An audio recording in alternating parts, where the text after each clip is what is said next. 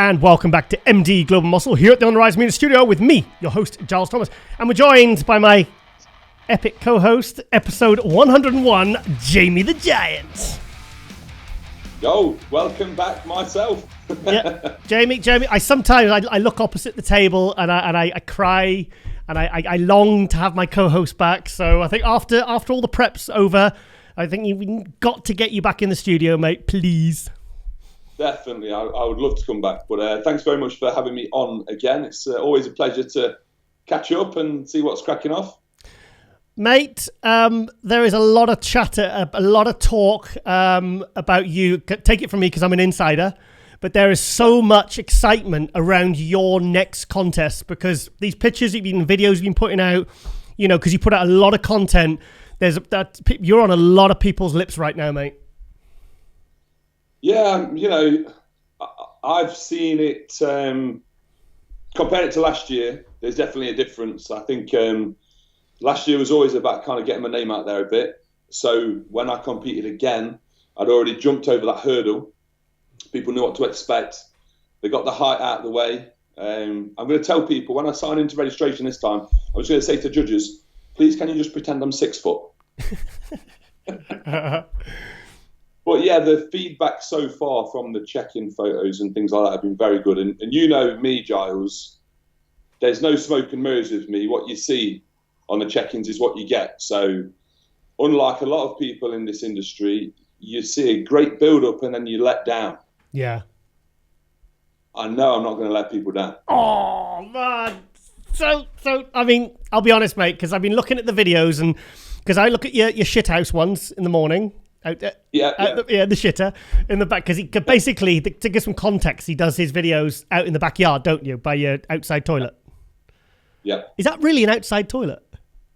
Yeah, well, you know, obviously, you know, UK Giles, in like 40s, 50s, outside loos were a thing. Yes. So this house is just an older house and it's still got an outside loo. So that's why you do it's great photos. because I don't need to go upstairs for the toilet. So when I'm dying in prep, I can just nip outside. So you do your pictures, your videos and everything when you're depleted in the morning, fasted. You've been doing some ones when you've been pumped. Is that the one in the bathroom? Because we put you on the shout outs the other week in episode 100, I think it was on 99. And I said to Kaleem, I said, I think he's pumped here. I said, but that when you hit that front lat spread, I mean, your physique now, I think, has gone to another level.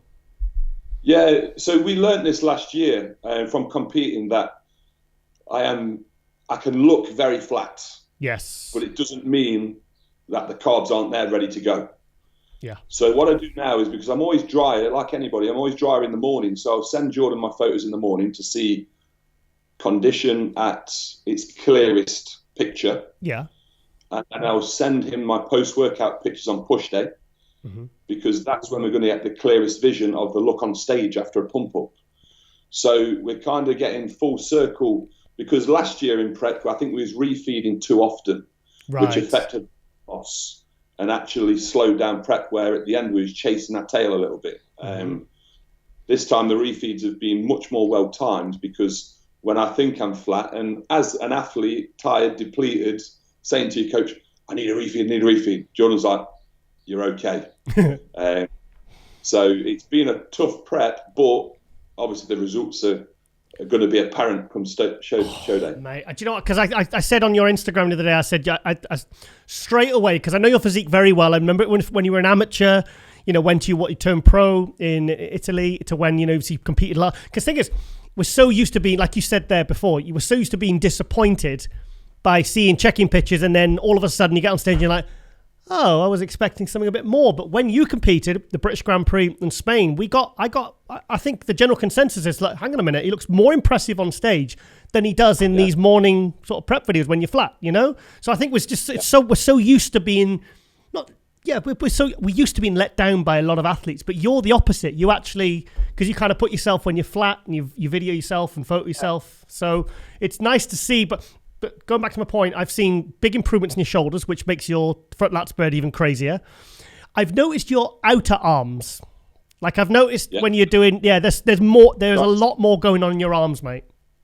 Yeah. No, we've been working hard. And I tell you what, Giles, you wouldn't believe, but I'm training less than I ever have in my life. I'm training 4 days a week. I'm training push twice, which is definitely assisting the shoulders and the arms. I'm training 1 pull day and 1 leg day a week. I have Wednesdays and the weekend off every week. Wow.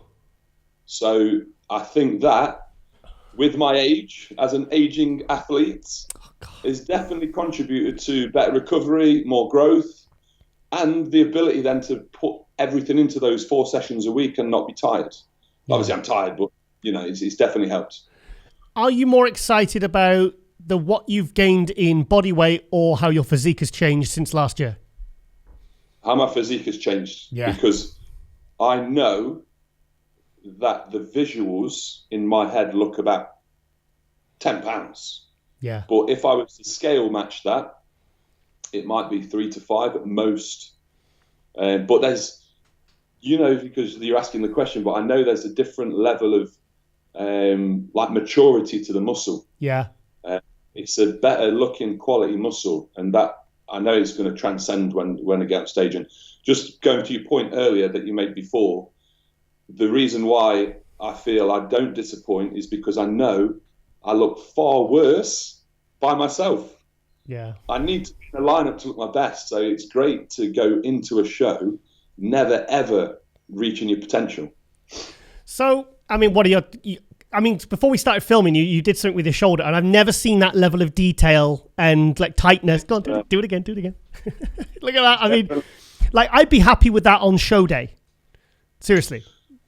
I think we're about there. But Jordan has got in his head that he wants me just inside out. Music to my ears. So we're talking, Giles, we're talking a little bit of skin left on the inside of my arse. Don't show us. And he wants it gone. Fantastic.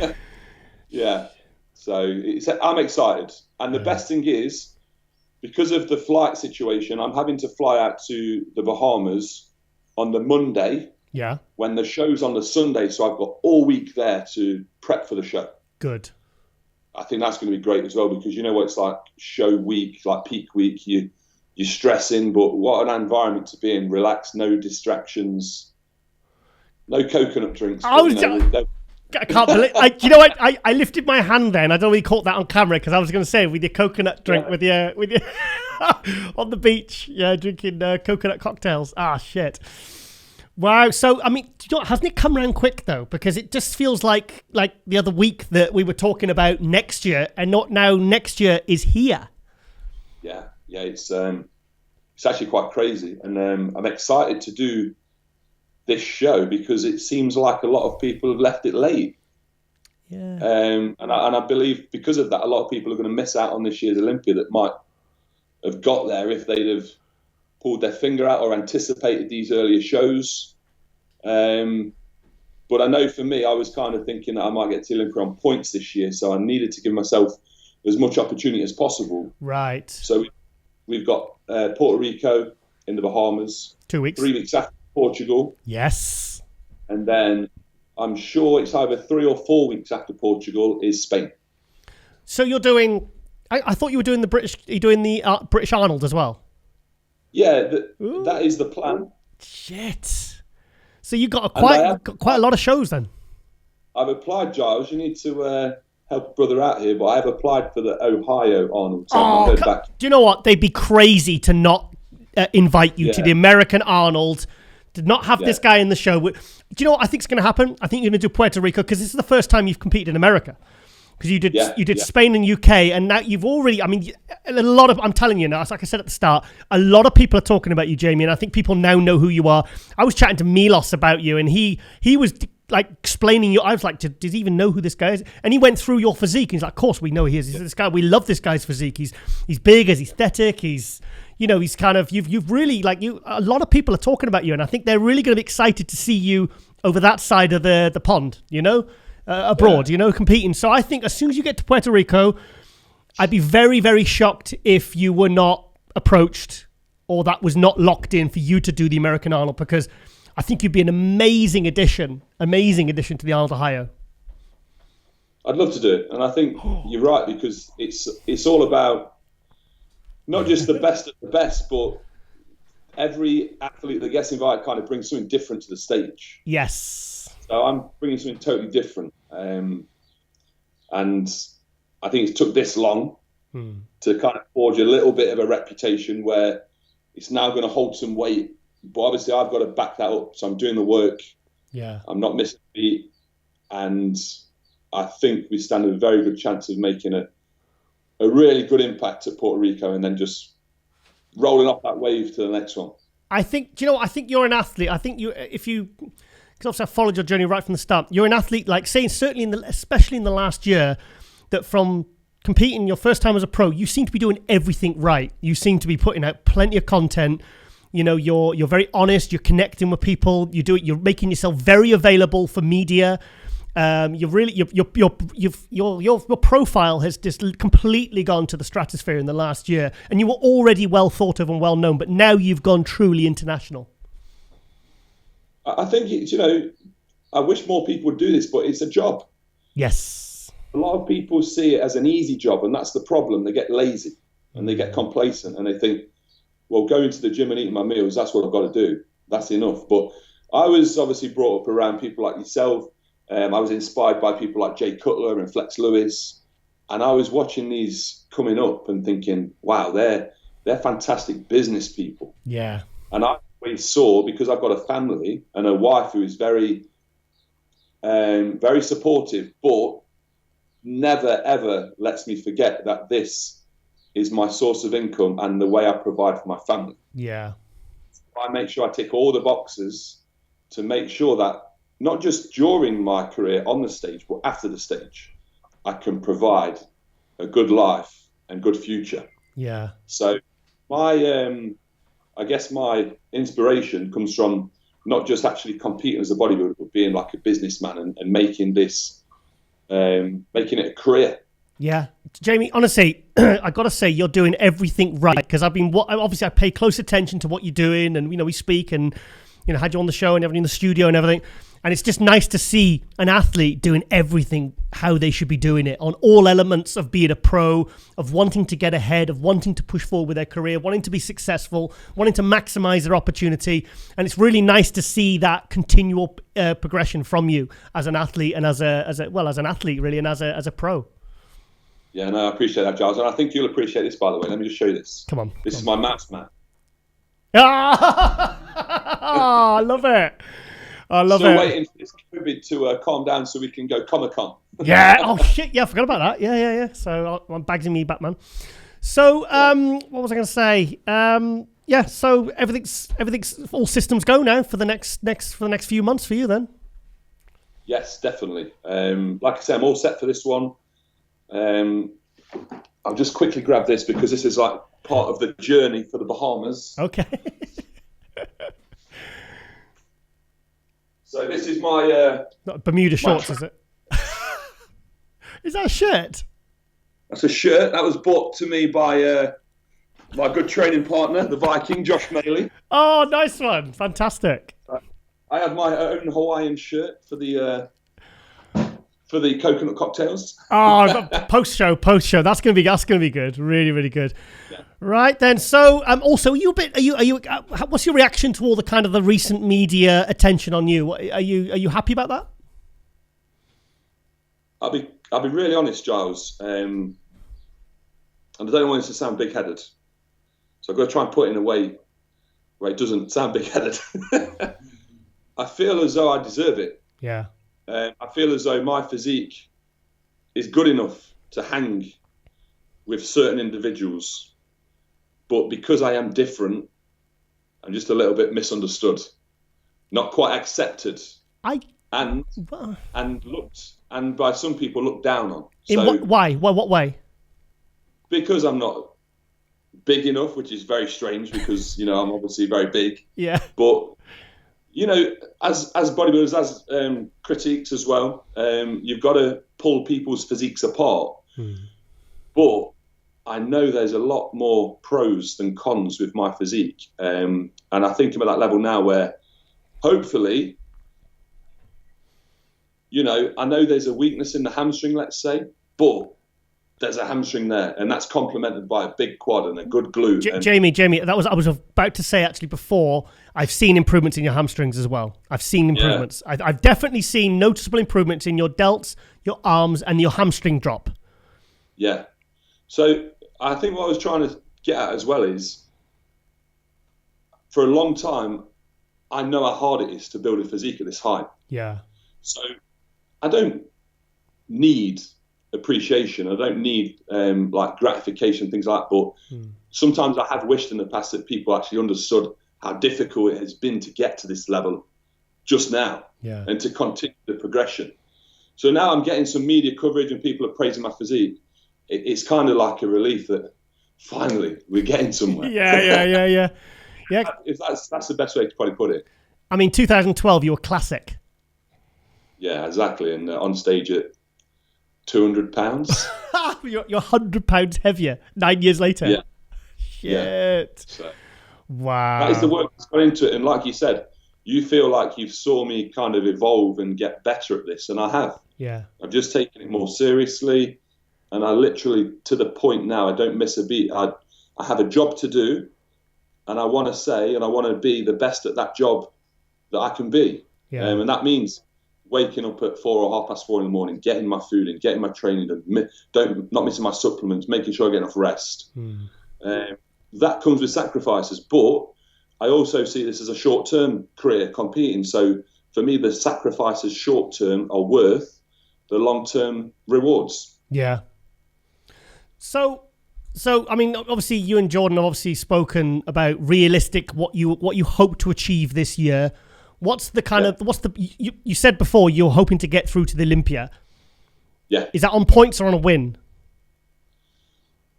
At the minute, again, you know me, I'm a realist. One thing, I am confident, but I don't like to blow my own trumpet too much. Yeah. I think I can qualify on points. I don't think I'm quite there for a win yet, but if the cards fall right and my physique is received well enough, because at the end of the day, it's subjective sport. They could absolutely love my physique against someone who's slightly bigger but not as conditioned. Puerto Rico is a show where I could get a win if, people like Akeem don't show up, because it's rumoured that he is, but not 100%. The current lineup, I think there's a potential win there if things fall right. Yeah. But I'm aiming realistically, I think in my head I can get top 3 at all 3 shows that I compete at. I think a win is potential at Puerto Rico or Portugal. I think top 3 in those 3 shows, I would be very surprised if that didn't happen. I would love to think that you could get a top 6 at the Arnold America. Yeah, that would be amazing. Imagine if you snuck in that top 6 at America, and then and then you've got enough points to go to the Olympia, and then you're doing your first Olympia, like just 3 years after turning pro. I mean, that would be a sensational year, and also you've managed to improve and increase your profile, and overall it have been a very, very successful year for you. But do you know what? I think you're a really good lesson for. Same with your wife as well. That the whole fact that the work ethic and the support network that you seem to have, because I've been to your town, there ain't much going on, mate. No, there's not, no. And you've got the gym now, it's private, and it's, you seem to have got everything in place now for you to be able to really maximize everything in this next couple of years. And I think it's great to see. No, I appreciate that, Giles. It's been a journey and it's been hard work, but when you really truly want to achieve something, you have to make hard decisions and you have to put yourself in the best position possible. Yes. So it's hard to close the gym. It was hard to kind of not be liked by people, because I'm a person that likes to be liked. But if they was in the same position as me, wanting to better their own career, wanting to provide for their family as well as they could, they'd make the same decision. So, the next 2 years, 3 years could be very, very exciting. Oh, shit, man. So, I mean, I hate to ask the question, but what do you think you'll weigh on stage? I'm sorry for asking that. That's a real... It's fine. No, it's fine. People want to know. Yep. No fibbing. I think I'm going to be around 297. Oh, shit. I was just about to say I was going to say 296, 297. That's what I had in my head. We're still chasing that 300 pounds, but I think the look at 297 will look 305. So yeah. Also, maybe you could eat a load of for the night show, and then you can just and then have some scales backstage before you're walking on stage for your posing routine. You know, when the judging's most of the judging's done. You know, so, eat a few pizzas. Yeah. I'll be 320. Yeah. All right, Jamie. Well, I know we could talk for hours, mate, but I'm mindful of your time because you are 2 weeks out, and I appreciate the fact that you've come on. I really, really do. And I wanted to get an update because, mate, there's so much chatter about you at the moment. I mean, I'm really happy to see it. I'm really excited for you. Yeah. And I'm just, and I think there's a lot of people, there's going to be a lot of eyes on you. And I think this year is going to be a very, very successful year for you, Jamie. And I'm really, really, I'm going to be watching all the live streams, or I'm going to be at these events. And we're all rooting for you, mate. So, and obviously, hopefully in between, later in the year, maybe we can get you back in the studio. We had to actually open the back doors of the studio to get him out. Because there was too much equipment. I thought he's too big. The whole place would come crashing down. So, so mate, just like I said, keep doing what you're doing, mate. And just, we'll be watching. Awesome, Giles. Thank you very much. Been a pleasure, man. All right, Jimmy, go get your nap now because you need your nap. I will. All right, Jimmy, take care, mate. Bye, Cheers, bye. Bye. Bye. And welcome back to MD Global Muscle here at the On the Rise Media Studio with me, your host, Giles Thomas. And we're joined all the way from Ukraine, 24? 25. Oh, you're 25-year-old Vlad Suhoruchko. Vlad, thank you so much for joining us, mate. Thank you. Hi, mate. Yeah. How are you? I'm good. Oh, so you're 25. You're getting an old man now, mate. Yeah. Now 25. Yeah. 25. It's just 1 month ago. Oh wow, 25, mate. I tell you what. There's a lot of talk surrounding you at the moment.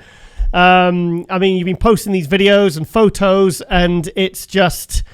I think the improvements from last year, because last year, just to give some context, Vlad, you made your pro debut at 24 years old at the European Spain Pro. You were 13th place there, and then you tightened up considerably, and you took second in Romania, and that was at 24 years old. So how's everything been going since Romania, mate? Tell us. I have my off season. After Romania, I spoke with my coach.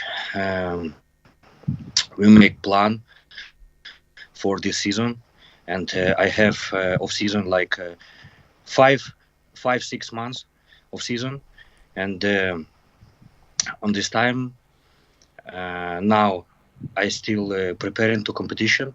I have 5 week out to Romania. To Portugal. This will be my first competition on this season, and we will see. I be heavy. I'll be heavy. I like that, mate. Because I mean, I actually reposted that picture of your veiny legs. Yeah. I have really so many, not only positive, but also so many hype, the negative. Yeah. About this, like maybe I don't know. This I not remember how name of this guy. He compete also in Olympia. This. Was that before? It's Berry. Yeah. Yes, exactly. right. Because Carlin mentioned that before, and he said you saw this. Yeah, he said no. Carlin mentioned it before. He says Berry didn't like Vlad's legs. I was like, okay, okay. So what did he say? What did he say? It's like bodybuilding turn in not right way, like how to call this? Like now focus on size. Without any definition, but if you check this picture, it just I not show like I not on my legs. I not show it just without pump, without nothing, without like I just show my quads with vein and this picture really makes so many hype.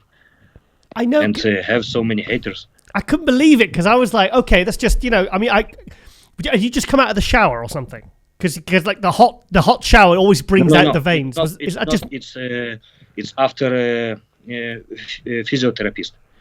Ah, so after you'd had the physiotherapy, the massage. Yeah. Ah, so everything. Yeah, that's where all the capillaries were open and all the veins were popping. And I thought you just got it come out of a sauna or something. Come out of a hot shower and you're like, quick pitch of your legs. Yeah, but normally everywhere. Like I have on my legs, I have too much vein, and my arms, my quads, my glutes, everywhere. This is my genetic. Yeah, it's like I not make, and my genetic it's less fat, and nothing more. But vascularity though is one of those things you've either got it or you haven't. I mean, I saw some of the comments and said, "Oh, he's taking too much equipoise. He's taking too much of this. He's taking," and I was just like, guys, some guys just have naturally veiny legs. I mean, it's just one of those things. And the thing is, I mean, they're very good condition. I mean, when was that picture taken? 7-8 weeks out? Yeah, this picture? Yeah. Like 6.5. Yeah, around. I think it's a bit of jealousy there, mate. Because I mean, that plus that conditioning. I mean, you're 25 years old. You've just turned 25, and you've got legs that size. I mean, the thing is, you weren't flexing themselves. The thing is, I mean, I've got look at this picture here. This is the article I wrote in MD. I mean, look at the separation. I mean, there's nothing wrong with the separation in your quads. You've got excellent separation in your legs. So, they need to see them flexed. I thought I was just because I posted it and I was like, I felt bad because I thought, oh shit, Vlad's going to read all this negativity. And I was expecting everyone to just be like, wow. And it was like, shit, where's all the bodybuilding fans gone, Yeah. Oh, well. Doesn't matter. Exactly. So, mate, how are you feeling anyway for you? Because, I mean, obviously, that was going from 13th to 2nd. We spoke about it the last time I had you on Global. And it was amazing, what you did at Romania, how you looked. How are you feeling for this year? I mean, how much... obviously, you've had a very, very productive off-season with your coach, Ahmed Askar. How are you feeling, and how much bigger do you think you'll be? How much bigger do you think you'll be over Romania last year? I will start say about I'm in this my last season. What I show. Yeah. I have just 2 competition. It's first Spain and after Romania, and I won't compete. I won't compete, and my goal on this season is get qualification to Olympia. I have some points. Of course, yeah. You've got how many points? What, 5 points? I have 6. Wow. And now this 4th place, third place. This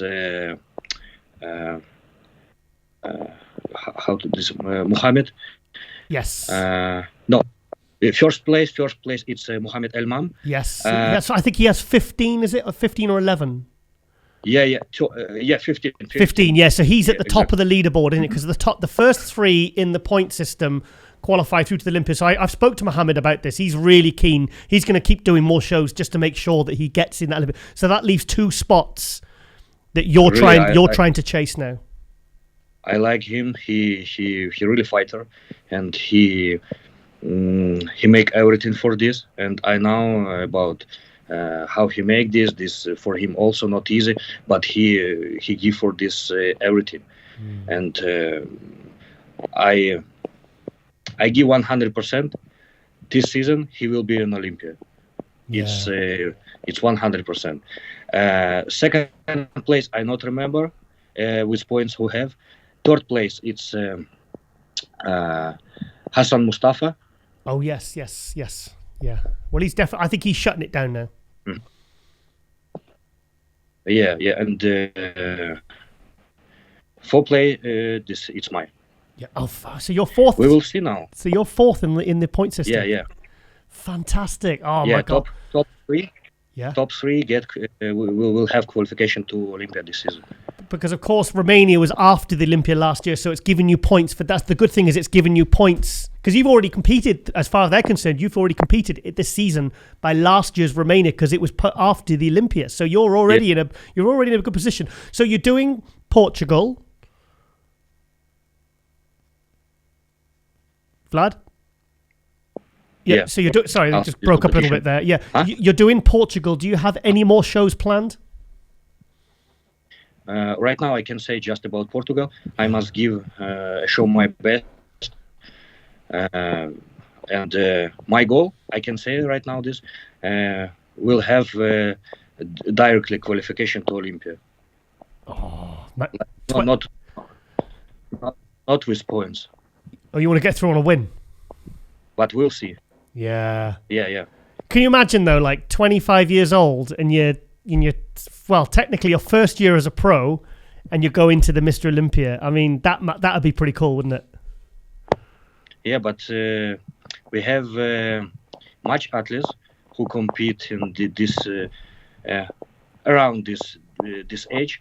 Like it was Dallas McCarver. Yeah. 26. Yeah. First, it's 26. First show in Olympia, and this also Regan Grimes. It's 27, I think, or 28. Yeah, he's around. I think he's around. Yeah, he's late 20s. Yeah, and we will see. Maybe I will be in younger. I think because I think thing is, I mean, one of the reasons I want to help promote you as well is because in America, obviously the athletes have a bit bigger advantage, and you've got Nick Walker, who is absolutely phenomenal, and he has such a huge exactly. Nick Walker has such a huge fan base. Sorry.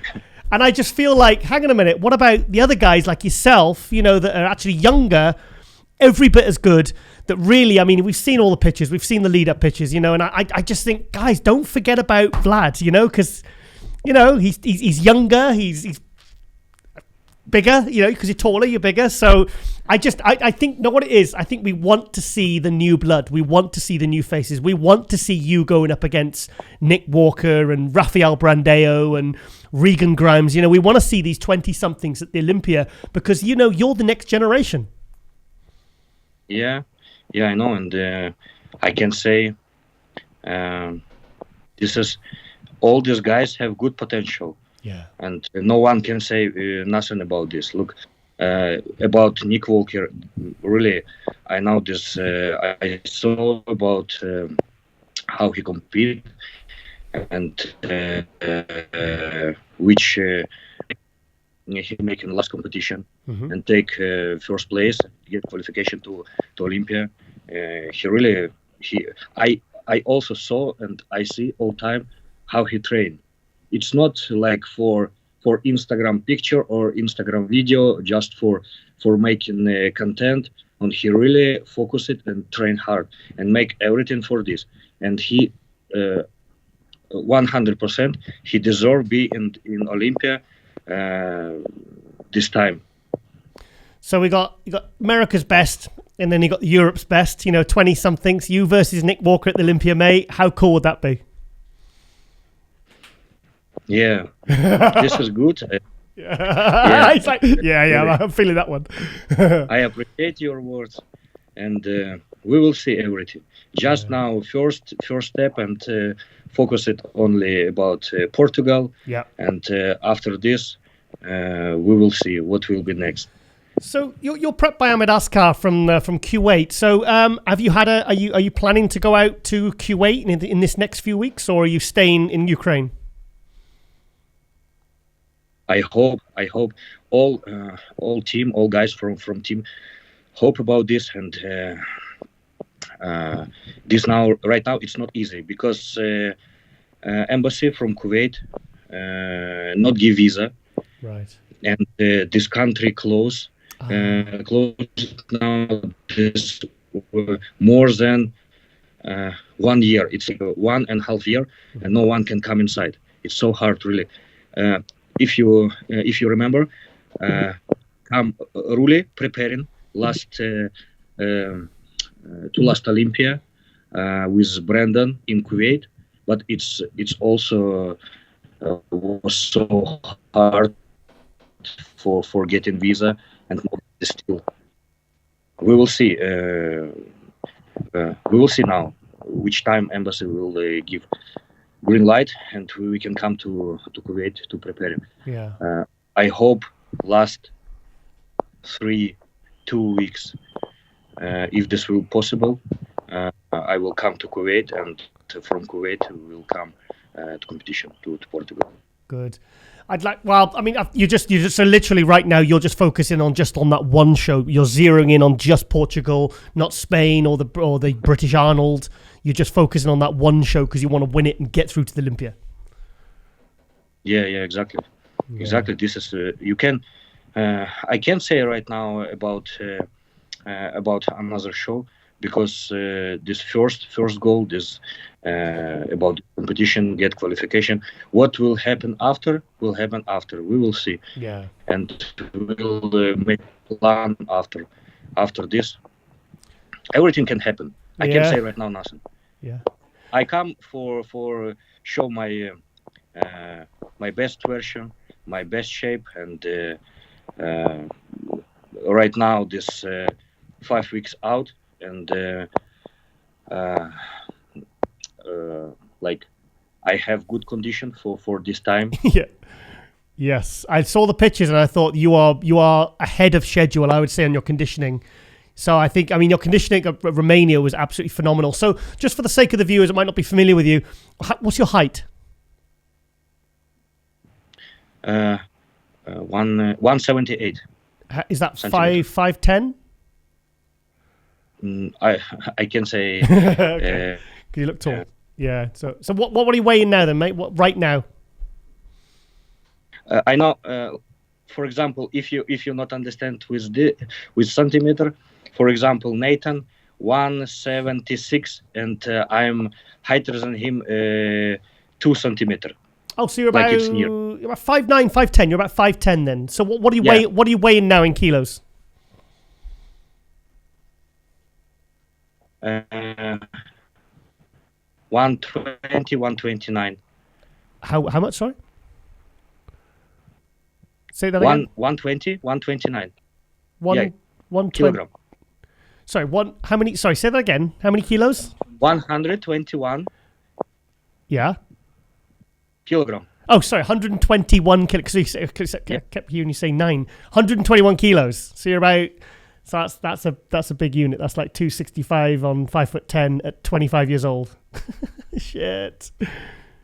But for example, last competition in Romania, my weight be on stage 115. Yeah. Oh, in Romania, you're 115. Romania.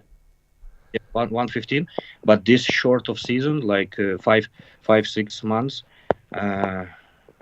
I get this minimum 3.5-4 kilogram, and we plan in bring to stage 190, 180. Sorry. Yeah. 120, 180, like this. Good. And this is a guy that doesn't lie about his body weight. He's not adding 5 or 10 kilo like some of these other pros do. You're not adding 10 kilo, are you, here and there, like a lot of these guys do, are you, Vlad? No. 4 kilogram, yeah, I think. Good. Yeah. Like, so where do you think you've made improvements from Romania last year? I focus it only with about make more size on my back and my hamstring, and we got this. Good. And we will see everything in Portugal. Good. So I'll be just final question before we go. How do you feel though at 5 weeks out? How do you feel? I feel really good. I'm excited.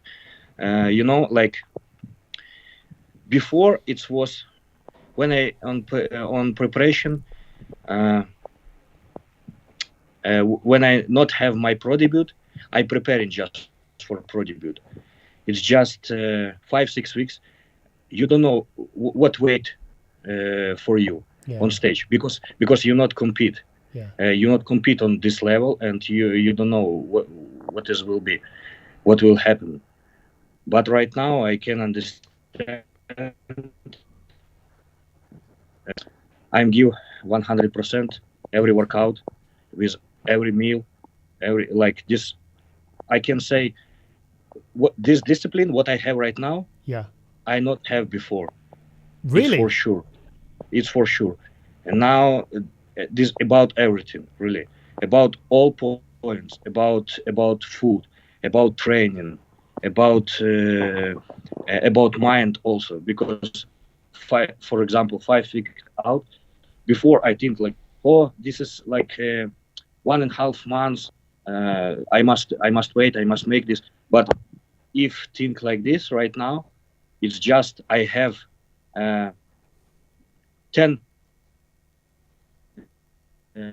workouts, for example, legs, 10 workouts back, 5 workouts chest, and 5 workouts my shoulder. It's nothing really. And if you understand this, you can't lose no one training on your. You're focused every day. You wake up with your goal you have in your mind, in your head, and you lay down with this. Really, good. I can say this for sure.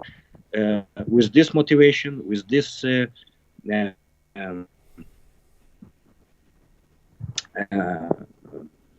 like discipline, I not have this before. I not preparing this. Mate, honestly, I'm so excited because I mean, you look so great at Romania last year, and at 24 years old, and this new face, this new guy come out of Ukraine, and it's just, and it also, were you happy with your article? This is an MD. This was a feature we wrote for. Well, I wrote it for Vlad. Were you happy with your article, mate? Do you like it? Yeah. Thank you so much. Really, I appreciate, and I also appreciate. You're interesting to my person, and it's also motivate me so much. And now this I also see like feedback from fans, from many people, from people who support me, people who believe in me, and I'm so excited. And right now, for me, this new level just for. Not in my career, like not general. It's changed my mind, like professional bodybuilder. Yeah. Because if you know, right now, many people just win and get pro card, but so less people have professional mind and professional lifestyle. Yeah. This really, you just have this card. You not show nothing what you're professional. Professional you will be when you will compete with in pro division and show what you can show. Yeah. No, I think you've really you've hit the ground running, and I think you've got a bit of confidence there because you've got that second Romanian, you've got those points, and I think I'm really excited to see what you're going to be bringing in Portugal, mate. I mean, it's funny because the two of the most talked about athletes are both in this episode. It's you and Jamie the Giant, you know. So I wanted to get you two on because I want, he's doing Portugal, he's doing Puerto Rico, you're doing Portugal, and you've already got those points. And I really, I can't wait to see what you're going to bring, mate. I can't wait to see how you're looking, how you've improved.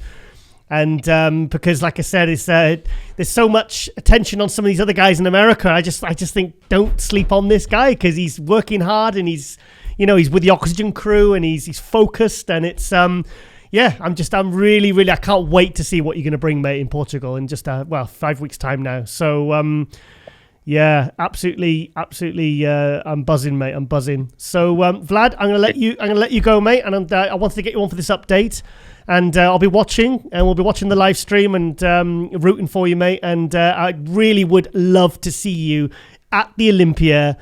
Oh my God, that would be absolutely incredible, mate. Thank you so much. I promise I will show my best. Yeah, really. Good man. All right then, Vlad, take care, mate, and all the best for Portugal in 5 weeks' time. Thank you so much. All right, cheers, Vlad. Bye-bye, Bye. mate. Bye-bye. And welcome back to MD Global Muscle here at the On the Rise Media Studio with me, your host, Giles Thomas. And we're joined for episode 101. I'll start it, you finish it. Jake. Nicolopoulos. Yes! I was like, I mean, Colleen, what did I call him on the Instagram? Jake Hippoflopicus. Sorry, because I just knew I would get it wrong. I knew I'd get it wrong, mate. So how are you, Jake? I haven't spoken to you for a while. Most people that pronounce my name, it sounds like some kind of dinosaur that hasn't been discovered yet. Yeah. So, mate, we haven't spoke for. It says on the Skype we hadn't spoke to each other for over a year. So, what you been up to, mate? How have you been? Well, geez. Everyone, I suppose, that all this stuff that's going on with the pandemic and all this coronavirus stuff has really stuffed us up in the bodybuilding sense of things, because we can't travel, we can't do anything. Because I think the last time that we spoke must have been after they cancelled my pro debut, or it was just before. Was it just before or after? It was after. Yeah. It was just afterwards. Yeah, it was just afterwards. So I was hoping that there was going to be kind of a breakout that would be able to do some shows or do anything, but still nothing's changed. I haven't been able to travel. No one's been able to travel. I know another couple pro athletes that have applied for like exemptions to travel, and they've been still in the processing stages. So I don't think anyone's really going anywhere, to be honest, for us, because we've only just came out of another snap lockdown. We've had all of these snap lockdowns here where no one can do anything. You can't travel to anybody's house. You can't go anywhere. Do you know what? So, I was messaging Tony Doherty the other night, and it's like, because obviously I interview athletes all over the world. Australia seemed to be the one that was the strictest at the start to try and usually the ones that are strictest are the ones that get a handle on it quicker.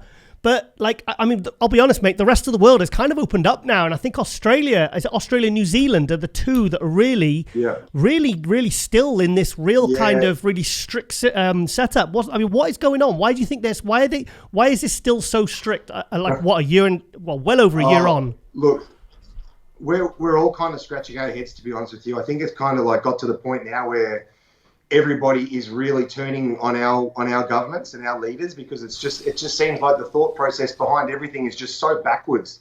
You know, shutting the gyms, yet you're still allowed to go into supermarkets. Everybody's allowed to handle the same fruit and vegetables and all that kind of stuff, but you're not allowed to go into a gym that has contact tracing, that has obviously hand sanitizers everywhere. The machines are all wiped down.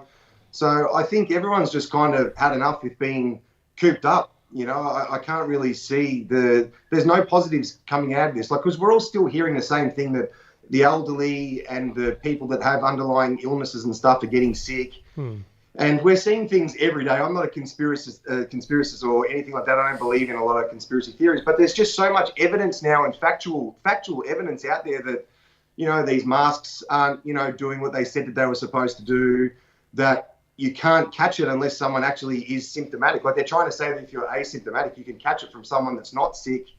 And now we're hearing all this evidence that someone does have to be sick. So keeping everybody that's not sick at home and not being able to make a living, not being able to do anything, I don't know, it just seems absolutely backwards to us. Like, I'm all for, you know, the elderly, lock up keep them all obviously away from anything, a community transmission or any kind of dangers. But everyone is fit and healthy. Why should we all have to be locked up as well? I just don't get it. So how's the vaccine rollout? Because that really got UK back on its feet, really got us back to kind of, you know, we went out to a restaurant last night. The gyms are open. Literally for me, it's everything's, as far as I'm concerned, I was in town, I was in the Leeds yesterday in the city, and it was absolutely heaving. People wearing masks, but it was very, very busy. It's probably the busiest I've ever seen it. So what's it like with the vaccine rollout in Australia? Look, to be honest, everybody that I know and everyone in my circles, nobody's had the vaccine. And I think a lot of people are very skeptical now, just because... Oh, no. Yeah, you know why, though? I think because we've just seen the government make so many fucking mistakes with this whole coronavirus things, all of our hotel quarantines. Like, there's been a mess. It's been a mess from the beginning. And I think now everyone being told to take a drug, which is, you know, realistically, we're all just a trial. Like, they're experimenting on us. And I think, I don't know, most people that I've spoken to are all just too scared. They're just going to wait and see kind of what happens. But in saying that, I was able to go to a restaurant last night for a friend's birthday. It's not as if they asked us whether we're vaccinated or anything like that. It hasn't come to that yet. But I do worry that that's what it's going to come to, that unless you're vaccinated, people like restaurants and shops aren't going to let you in. So obviously now with your bodybuilding, I mean, you got you train at the home gym, isn't it? You train at the home gym. Yeah, so I'm here at the factory now filming at our business, and I've got the gym in the business. So we're lucky that we're still associated with the essential businesses, our company. So we haven't had the lockdown hasn't affected us. We haven't had to close. It's been just business as usual for us. But there's a lot of people, and especially like the gym community. I've got friends that own gyms, like they're just copped it so bad. Why haven't they opened the real? Because I couldn't believe it when Tony told me that. He says, "Yeah," he said, "everything's open." He says, "But the gyms." I'm like, "What?"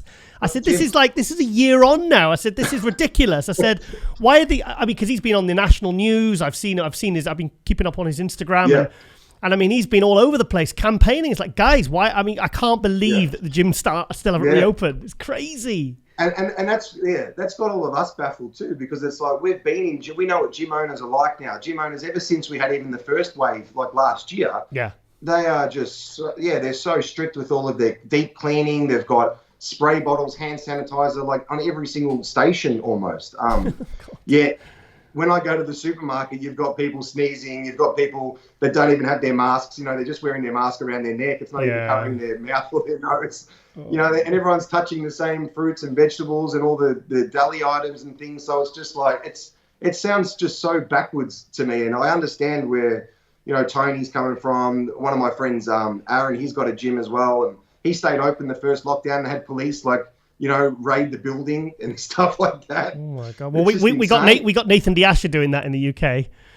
I saw. Oh man! That. I mean, everything's back to. I mean, like I said, as far as I'm concerned, everything's back to normal in the UK. But so how is this affecting the bodybuilding scene then? What's going on with shows? What's happening with the Arnold Australia? Do you have any information?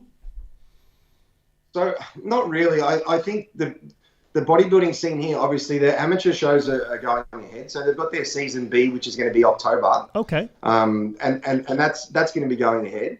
But as far as anything goes for pros, absolutely nothing. Like I said, there's still a couple of pros that I know are trying to get like exemptions to travel overseas to compete. Yeah. They've applied for them, but still nothing. They haven't heard back anything from the government. So I don't know. It's super frustrating for me because, as you know, I still haven't even made my bloody pro debut yet. No. So I'm like, fucking hell, I'm going to be 40 years old before I haven't even done. I'm going to retire before I can even compete again. So I mean, do you fancy just like jumping on a prep and then just hoping for the best that your paperwork and you can get some exemption and you can get abroad to compete? Because all you literally need to be able to do for you is just to be able to get out of the country, just to step on stage, correct? But that's the thing. But at the moment, though, that just looks super grim. Like I know Tony's been saying a lot of things about, trying to get athletes or to go overseas, and it just seems like at the moment just hitting their head against a brick wall. Like there's just no answers. And it's like the government, they don't care about the gym industry. They don't care about athletes. So to be honest, I really don't know what's going to happen unless they. Now that we've just reopened here in Melbourne again, like as of Thursday last week. So hopefully we start getting some normality back and we don't have another wave, because every time we watch the news, that's all they're talking about is, there might be another breakout. And they've just got everybody petrified to go anywhere. It's just absolute rubbish. This is dragging on now, mate. I think Australia's really and Australian bodybuilding behind. Yeah, the Australian bodybuilding scene is, I think they wanted to do like a pro event for all of the Australian pros here. But again, if there's only, I don't know how many active pros there are in Australia, there wouldn't be that many of us. So, you'll probably get 10 guys that say they're going to do the show. But the reality is you might only get 5 guys that end up actually on stage. Yeah, and I think it's someone like Tony doesn't want to put money in, and just lose another after the money he lost last year with the Arnold Australia having to be cancelled. He doesn't want that to happen. Oh, and I don't blame him. Yeah, I can understand that. Because I think he's got to pay, he's got to do the sanction fees, the prize money, all that sort of stuff. So look, I just hope that soon I can do something, because I never leave myself like too far away off striking distance. At the moment, I've just kind of relaxed a lot though. I've just had nothing coming up, so I was just kind of like, I'll scale back down on my weight a little bit, the food a little bit, the training a little bit, just Yeah, because they're just not having something straight up. It's like, well, why do I have to keep pushing? I'll just kind of just take my foot off the pedal just for a little bit until we get some kind of clarity on what the hell we can do. Mate, you're going to have to build a raft. Yeah. You're going to have to just start. Yeah. America, here I come. So, oh man, it must be super. That must be super frustrating for you though, because I mean, thing is, you look so good when you turn pro, and then when you dieted, then you end up doing the bloody guest posing, and we've all seen those. But what's that photographer? The really nice shots where you were really shredded. What was like a few days out? Zen, yeah. Those photos were fantastic, mate. They were fantastic. Yeah, I mean, I was so happy that we did them. I bet you are. Yeah, because it was one of those things. You know what it's like when you get in shape. You're like, oh, I don't want to look at myself, or I don't care about photos or whatever. And the guy that helps me and coaches me, my friend Aaron, he was like, listen, he said, Zen wants to shoot. He said, he'll come to the gym in the morning while you're doing, because every Saturday morning we were doing just a posing class. Yeah.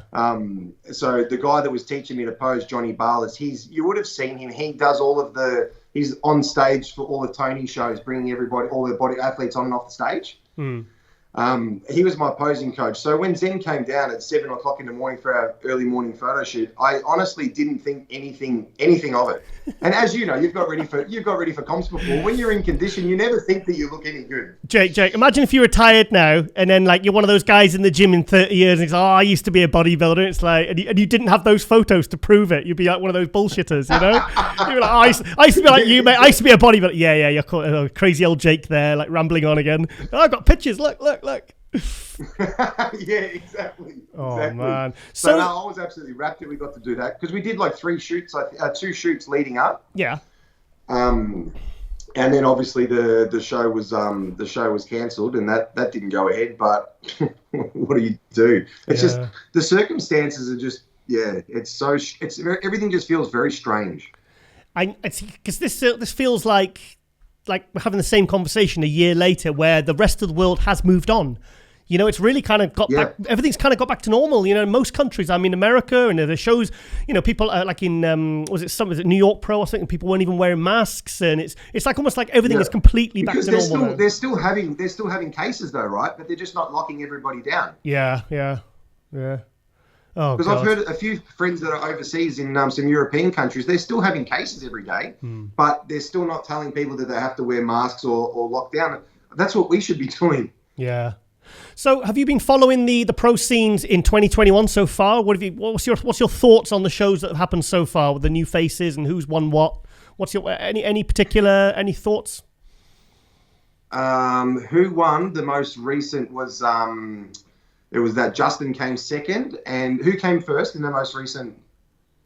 Nick Walker won the New York Pro, and then Nick Walker, it was Nick Walker. Justin Rodriguez won one. He won Indy, didn't he? Yeah. He won Indy, and then that's right. So and then Nick Justin Walker came second. Yeah. At New York, didn't he? Yes. Yeah. So no, I think it's exciting just to see how many young, like the new guys that are coming up, the young faces. But I just can't wait to see who actually rocks up to the Arnold and does the Olympia too. Yeah. So I saw Rory Winkler's about to do a show. Is he? Yeah, I'm really because I think do you know what somebody said on Instagram? They said people have already forgotten about Rolly, and I just think it's a real big mistake, because I saw the pictures of him, I saw the video of him guest posing, and I didn't expect that. I didn't expect him, because I think everyone was he's fallen off people's lips just because he'd had a bad 2019. He couldn't compete in 2020, but let's not forget how he looked in 2018. Do you remember? Exactly. Yeah, and that's what people do, don't they? As soon as you just take a little bit of time away, all of a sudden you've disappeared, or something's wrong with you. You're about to die. Yeah, exactly. It's crazy. But I feel sorry for anybody if he goes into any show besides the Olympia or whatever he does. He's just going to dominate. He's a freak. He's massive. Who's your favorite pro?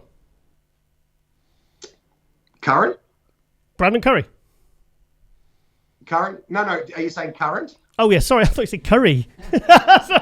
Curry? Oh, Brandon Curry. Okay. Yeah, no, recent. Yeah, recent. I would have to say Hardy or Bonac. Hardy or Bonac? Just because I can relate more to just that sort of shorter, thick type physique, because that's what I think that myself I can achieve. Just go for that real thick, dense muscle. Yeah. And I've always loved that. Even like Nasser back in the day before he started to go a little bit too crazy. I think Nasser was amazing. He was probably my other favorite bodybuilder, but then I think he took it a little bit too far with some of the site enhancement things that he was doing. Oh God, do you remember I don't want to speak ill of the dead, like, but in 2002, do you remember his delt and his arm was kind of joined? It was all one big mass. Was that he was wearing red? He was wearing red trunks, right? 2002, yeah, he took 15th.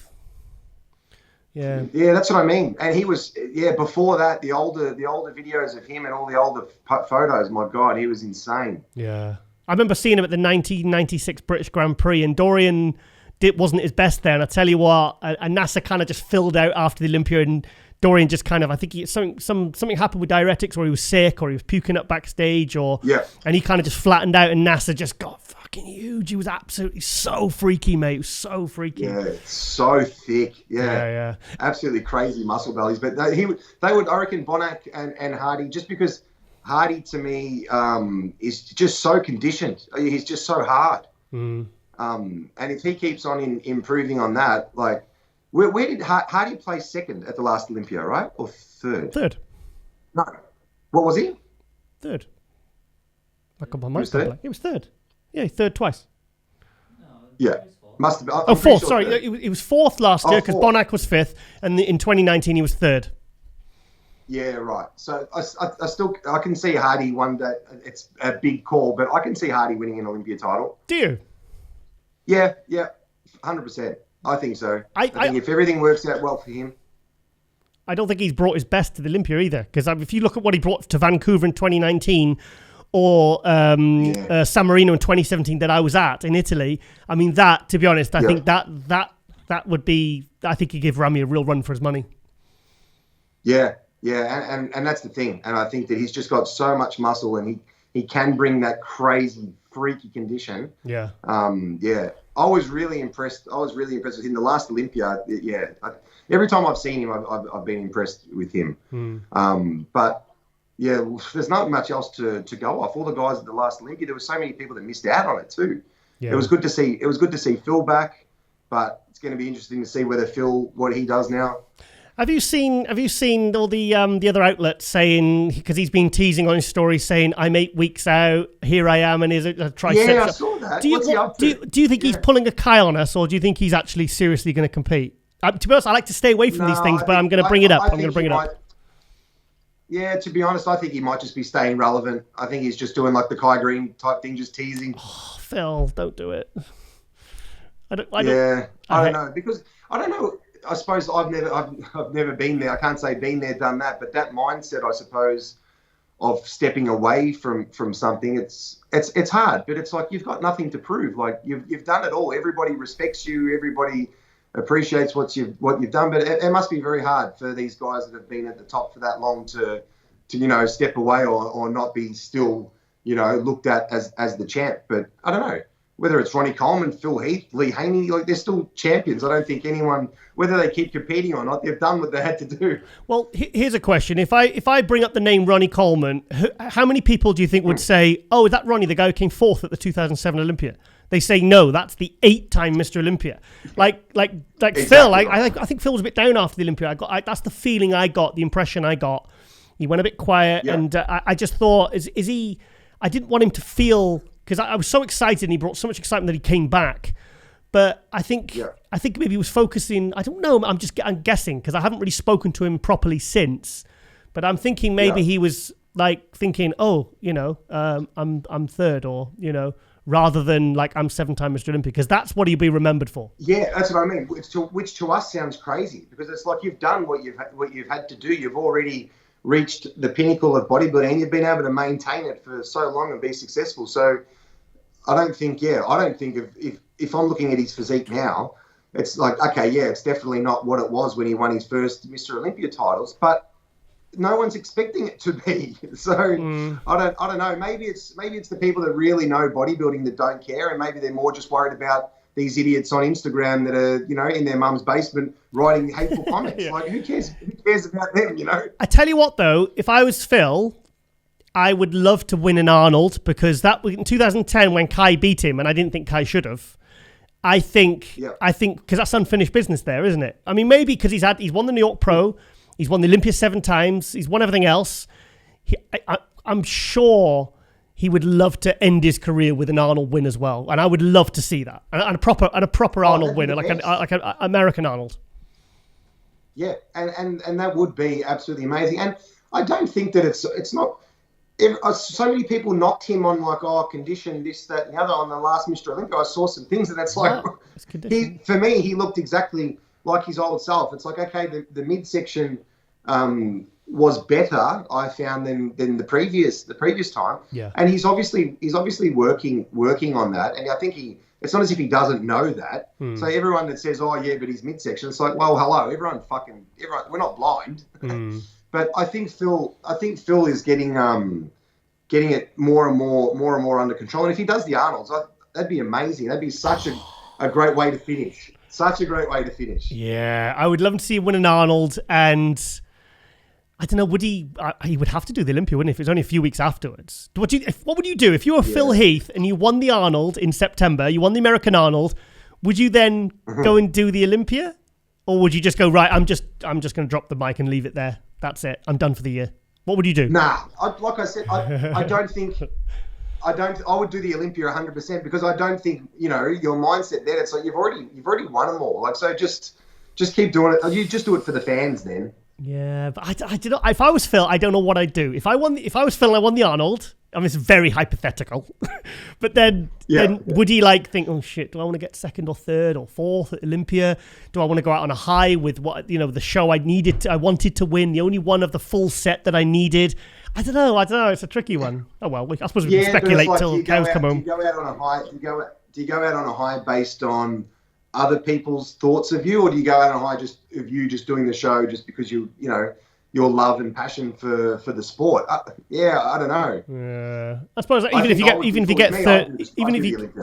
get fourth, you're still going to pick up like 100K or something as well. So that's probably an incentive to diet 2 extra weeks.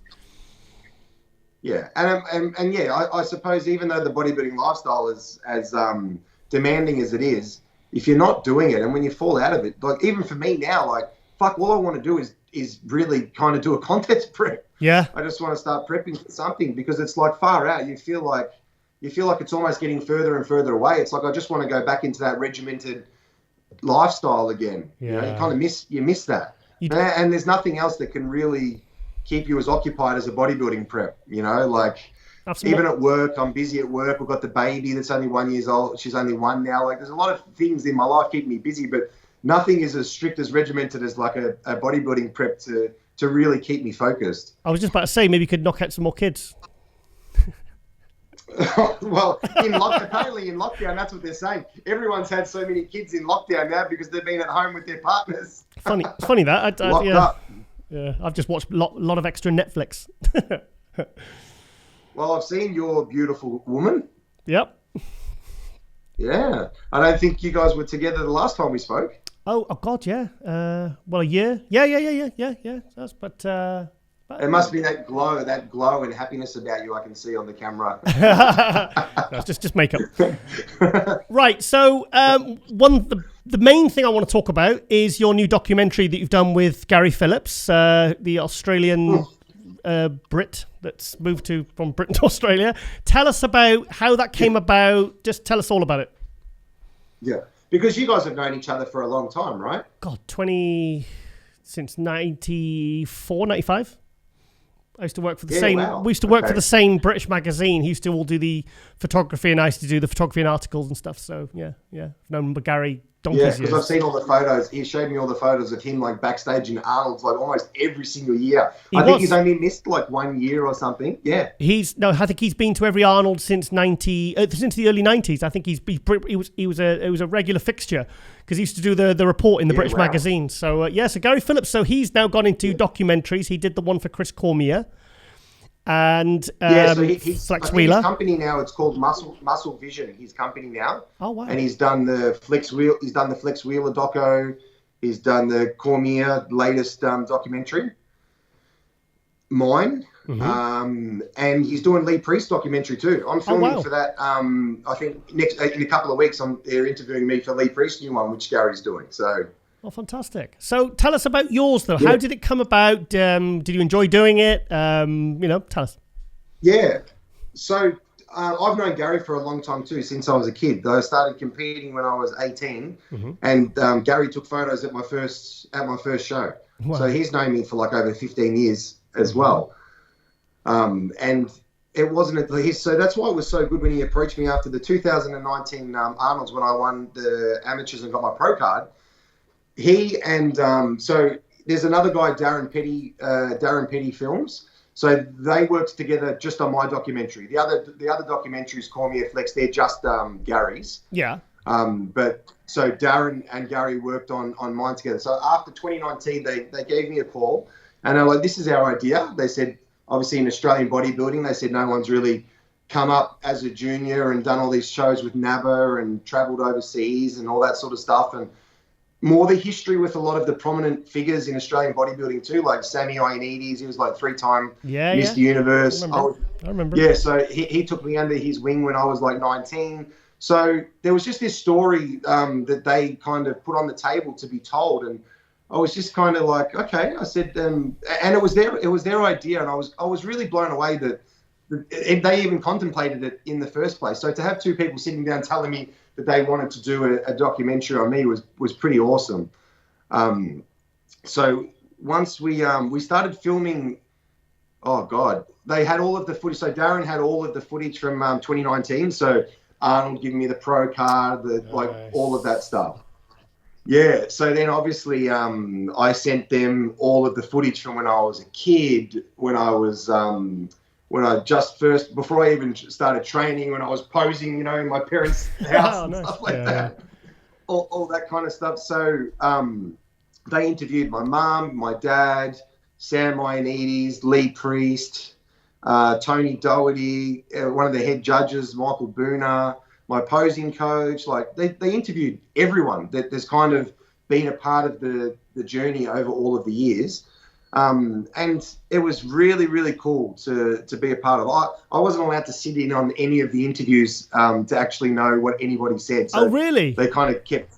Yeah, I didn't know. I watched the documentary. I had no idea what anybody said. But the first time I watched it, I was just absolutely blown away.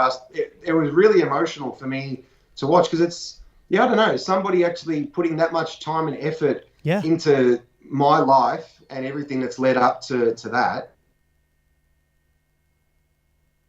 The way that they edited it, the way that it came out, it was amazing. I think it was just a really cool documentary to show just a lot of, especially young guys as well, just what it took to get to a pro card. Like, I'm not expecting people to watch it and be like, oh, why has this guy got a documentary, hasn't even competed as an IFBB pro yet? It's not about that. It's more about the whole journey just leading up to getting a pro card. And I think they did an amazing job of telling that story.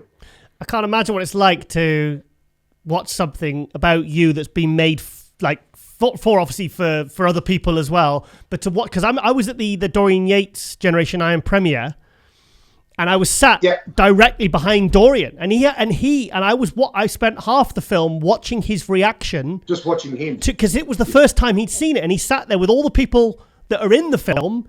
And it was a real, for me, it was a really interesting experience seeing someone's reaction to something that's been made about their entire life. And it was really, you could see Dorian, it was an amazing experience actually. So I can imagine what it's like for you to actually watch something about a film about you. It must be crazy. I just can't imagine. I can't get into the headspace. No, and I don't think I would have said yes or allowed anybody to do a documentary thing like that if I didn't have the relationship that I had with Gary. And even Darren knew me. Darren, the other videographer, he actually competed with me in Germany, did a NABA show in 2008 together. So we traveled a little bit, and he knew me. But yeah, it was nice to know that they had that background with me, which made it kind of really easy to talk to the camera. And because Gary obviously knew all of my history, we've done heaps of photo shoots together over the years, ever since I was 19. So it came really easy. And I think that the way that they produced it and edited it was as if they actually, as if they cared. They obviously really, there was an emotional connection between the way that they edited it and me. So a personal connection. Yeah. But tell me honestly, was there anything you just thought, oh no, I can't believe they told that story? It must have been one bit that you'd have wished that, because I know if there was something made about my life, there's probably about 80% of it I'd be like, oh no, I can't believe they put that in there. This is not stuff this is not stuff I want out there in the public domain. Do you know what I mean? Was there anything? There must have been something. You know what? There was one of my best friend Matt, who they interviewed. Yeah. He's we've been friends since we were kids, and he's not involved in bodybuilding at all. Yeah. And the way that some of the stories that I'm surprised that he didn't tell any other kind of really not bad stories, but we used to party a lot back in the day. And I think he held back. Hang on, you telling me Lee Priest didn't drop you in it? Didn't tell any stories that you thought, oh shit. Come on, he must have. Lee didn't say anything that was really bad. No, come on, Lee. You missed an opportunity there. I can't believe that. What, though? Yeah, you know what, though? I was disappointed as well, but maybe he's thinking, oh, shit, Gary's going to be filming my documentary soon. I don't want to put Jake under the bus. That's a very good. That's probably why Gary lined that up afterwards. Maybe I don't know. That's a very good point. Yeah. Oh well, but no, it was really cool to be able to have Sam Ioannidis on there. I said Sam's 63 now. Oh wow.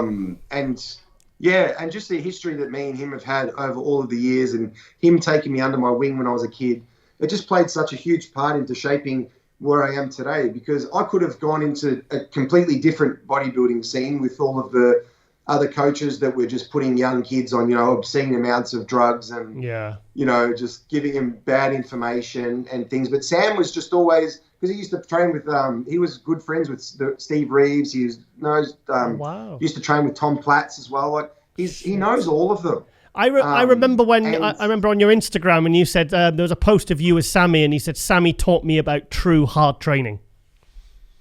Yeah, and that's what it was. I remember the first time that I trained with him, I was just like, I threw up for, oh God knows, like months on end. I threw up just because of the intensity of of the training. And he was insane with his workouts, and he was really well known for his legs, like a Tom Platz guy. His legs were phenomenal.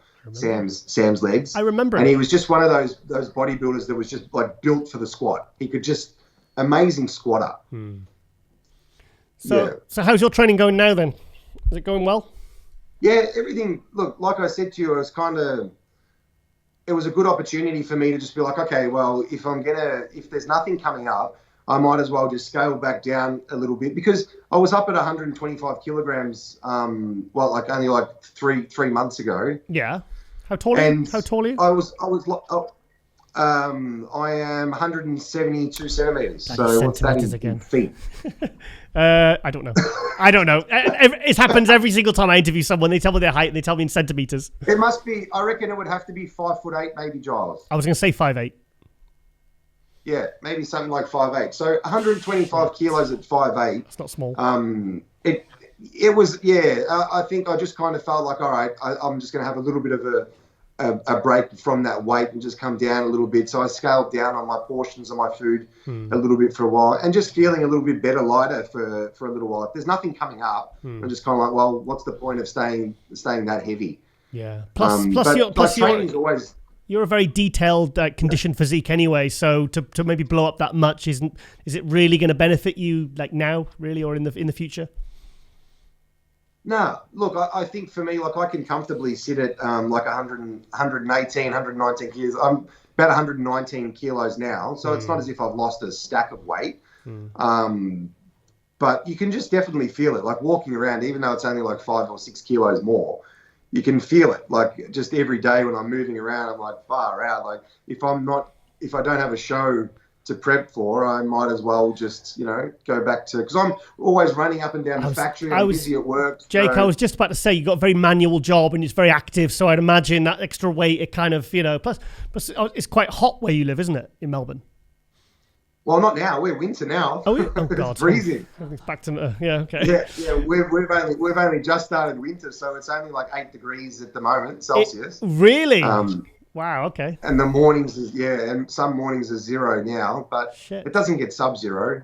Doesn't get sub-zero here. Whereas you guys you'll get sub-zero where your house is, wouldn't you? Yeah, I think we've got down to -2 here. What?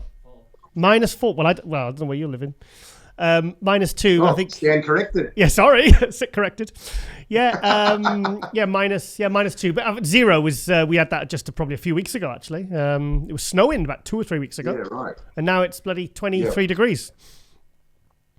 Yeah, wow. Nice. I'm jealous. So, but yeah, what else with the documentary? I think I said to Gary, I'm like, geez, we're going to have to film another documentary in a few years now. Once I start doing some pro shows. A sequel, or like a pro version. Yeah, but it's done pretty good. It's so far, everyone that's watched it, I haven't heard, unless people don't want to tell me to my face, but I haven't heard any bad reviews about it. Yeah. And I think more because it does give an honest journey. When we originally started filming, I said I don't want to bullshit people. I don't want to make this look like it's a overproduced and scripted type thing. I just want to film just me kind of as I am. I wish I had more stuff of me and Lee, like footage of we lived together for a little bit when I stayed with him, and just some of the shit with him because he's hilarious. I saw the clip where he was tapping the camera saying, "Is this thing on?" The camera? Yeah, and he was just goofing about. I saw that. That made me laugh, yeah. When they came to the gym to film, me and Lee, because Lee flew down when they interviewed him here at my gym. Okay. And just the whole workout that we had together, we were just laughing. I just said to Lee, Lee, they need some footage that they're going to use for the documentary. Like, all we did was just fuck around the whole video. Nice one. But... Cool. But that's just Lee. He used to do that when we used to train back in the day as well. He would say really fucking out of nowhere things, just whisper it into my ear or something before a set to just try to put me off. Oh no, can't do that. Oh, and he's a sicko too. Yeah, you don't even want to repeat half the shit that comes out of his mouth. I spent a week touring with him years ago, and yes, I'm aware of this. Yeah. He's definitely one of the kind. He's one of the kind, 100%. Cool. All right then, Jake. Well, I wanted to get you on, have an update, because I'm so in shock over the whole Australian lockdown, and I really feel for you guys. Because there's yourself, there's Aaron Pilates, Josh Lenartowicz, and you're just all hanging in limbo. And the country aside, it's a stressful situation to be in, and the gyms aren't open. And it's just like I don't know what they need to do to kind of get things back normal, but it feels like America's kind of lagging behind in the kind of recovering from this, and I just hope that you guys can at least, if you can get out of the country, then at least you can go and compete and actually and challenge yourself and get yourself on a prep. But and also obviously I want to shine a bit of a light on the documentary as well, because Gary's a great guy, and we've had you on, and we want to support you guys and give you as much promotion as we can. And I just hope things really kind of get back to normal for you, mate, and you can get up, get to America and bloody compete. Yeah, I know, me too, mate. I hope that, because that's the thing. It's like, did the show, did my prep, it didn't happen, wasn't able to compete, so I wanted to be able to continue, and just keep going. But I didn't think it was. No, who would have thought that it would have dragged out this long? It's absolutely insane. But hopefully, fingers crossed, that there is, an end in sight, and that we can find, even if they just let pro athletes give us some kind of exemptions to travel, whether, I don't know, the powers that be with IFBB or whatever, speak to some countries like us in Australia and just try to work something out that we can do something, because, we're all hanging out to just do anything, and it would be nice if we were like America, we had another pro show every weekend, but in Australia, we've got no shows. I know. So we've got a pretty. This sounds weird. This sounds weird, but can't Arnold do something? Can't he? I don't know. Has Arnold got any sway, or has he got anything he could do, or that's what I mean. Some paperwork, or because the Arnold Australia is the main pro show in bloody Australia. Now, surely if his pros, I don't know. I'm clasping at straws here, mate. I know that Tony's holding. Tony's holding Fit Fest. Have you seen that? Yes. Oh yeah, that's right. Yeah. Yeah, so he's holding Fit Fest, and I think that Fit Fest is going to be obviously not a replacement, but it's going to kind of be like an Arnold's type situation. They've got, pretty much all the same exhibitors, and they're going to have a comp there, but you're not going to have any internationals. So, it's going to be the best thing that we're going to be able to get here in Australia. So good on Tony for at least doing something to kind of keep us all in the loop, because otherwise we just feel like we're so isolated down here, all the way down. Yeah. There's just nothing going on for us in the bodybuilding scene, which is hard because we see you guys every time I open up Instagram. There's still more shows. There's still all of these fresh faces competing, and I'm like, fucking hell! Like all I want to do is just get on stage and do a show. Yeah. Well, mate, I feel for you, and hopefully things can get back to normal. It's just some new type of normality. But I can't believe we're actually talking about it a year later now again. It just feels like things are stalling for you. So I really hope something happens to get you guys, so you could at least, yourself, Josh, Aaron. I mean, that's the three main ones I'm thinking about. They could at least, because I know Aaron's really champing at the bit as well. Sam Pierce as well. Sam Pierce, of course. Yeah, Sam Pierce. And hopefully get you guys back on stage, Sorry? Well, thanks for having me on the show. Yeah. All right then, Jake. All the best, mate, and I'll speak to you very, very soon. Ooh, my voice is going. Yep, I'll speak to you very, very soon, Jake. Thanks heaps, man. Really appreciate it. Hopefully soon we'll be able to be talking about a show. Yes, hopefully I can be interviewing you in person at the Olympia or the Arnold or something, and we can. Yeah. All right then, mate. I'll take care, and I'll speak to you very soon. Awesome. Thanks, guys. Thanks, Jake. Bye-bye. And welcome back to MD Global Muscle here at the On The Rise Media Studio with me, your host, Giles Thomas. And we're joined all the way from Denver, Colorado, Dr. Dorian Haywood. Hey, thanks for having me. Dorian, first of all, I have to apologize because you're one of the guys I've been following for a few years, and we've done this is our 101st episode of MD Global Muscle, and I'm sorry I haven't had you on before. Apology accepted. Thanks for having me on now, man. I'm excited to be with you. Yeah, well, I can see you got serious diet face going on, mate. How are you feeling for 2 weeks out from Puerto Rico? Coach gave me some carbs last night to carb up for leg day today, so I'm not feeling as death-like as I have all week. But we've been doing some really low-carb stretching throughout most of the week, and that's really tough. Especially carrying that condition from Indy into New York Pro, now into Puerto Rico. My goal for this Puerto Rico show is to be as lean as I've ever been on stage, and I'm doing the work to do what I need to do to make that happen. Do you know what I mean? Yeah, it's tough. I'm feeling it for sure. Yeah, I can see. You can see your eyes all sunken and the family. I was like, as soon as you came on screen, I was like, yeah, he's working hard, this guy. Yeah. That indeed. I'm glad you noticed. Right now, I'm really excited because you've had such a good level up this year. Because I was at the Tampa in 2017, and I was sat with Ron Harris. We were covering it for MD, and I was like, you came out and you were getting kind of low call outs, and I said to Ron, I don't get it. Why is this guy getting like the kind of lower call outs? I said, because I'm looking at his physique, and it was a very tough show. That was the one that Josh Lenartowicz won, Max Charles was second. Regan Grimes. It was a really stacked lineup. Anne Nguyen was in there. And I was really confused. And I was thinking, why is this guy? Because your shoulders, everything, your chest, and really thick, chunky. You were in good condition. And then the last couple of years, it was kind of more of the same. And then this year, you really, really leveled your physique up. So what have you been doing so differently in the last year to really make those such significant improvements? I wish I had a really defined and sexy answer for you, but the truth is, I've been doing what I've been doing for years.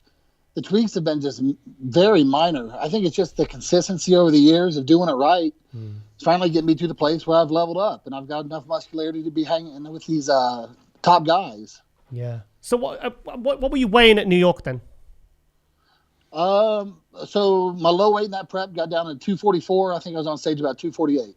Wow, you look heavier. Yeah. You look like a 260 guy. Shoot, man.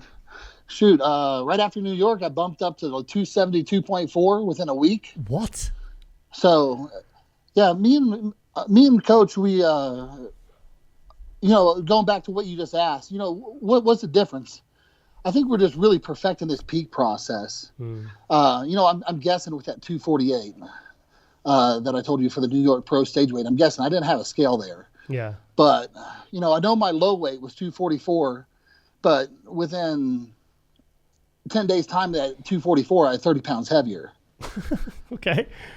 So, and honestly, you know, when I don't think I looked my best because my gut was kind of out at 272. Yeah. But somewhere in that sweet spot, 260 to 265, I think that's where I looked the best. Yeah.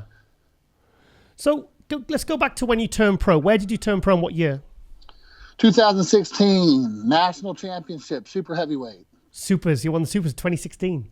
Mm-hmm. So that was my first year in Supers. So you went straight into the pros in 2017? Yeah. Wow. Straight in. Very little rest time. I wanted to get on the scene as quick as I could. Yeah. Just get my feet wet with the pros. Yeah. So I like to see that when they go straight in and they're not, you just literally, straight out the gate, competing straight away. I love that. Well, I think I kind of had a strategy. And kind of going back to what you were saying, you saw me in my pro debut, and I had a great physique back then. I think there's some level of seniority. And, I think there's kind of a pecking order to the pros. And, going into the pros feels like I'm starting right back at the bottom again and trying to work my way back up, just like I did from the amateurs, working from, low placements to finally getting to the top of the scene.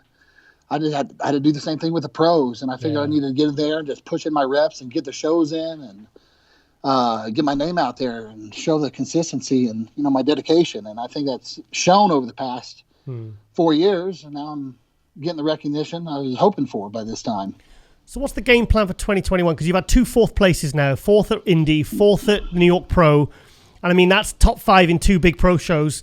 What's the game plan? Are you trying to get through on points or to the Olympia, or you just want to keep going just to see how good you can look this year? You nailed almost all of it. I'm going to be going to the Puerto Rico Pro in Nassau, Bahamas here 2 weeks from yesterday. Yeah. My plan is go in there and win that show. Nice. I want to win, and I think I'm in a place to do it. And I think I've got the physique to be able to do it. A win obviously will get me into the Olympia, and if not, I think I'll also have enough points to get me in.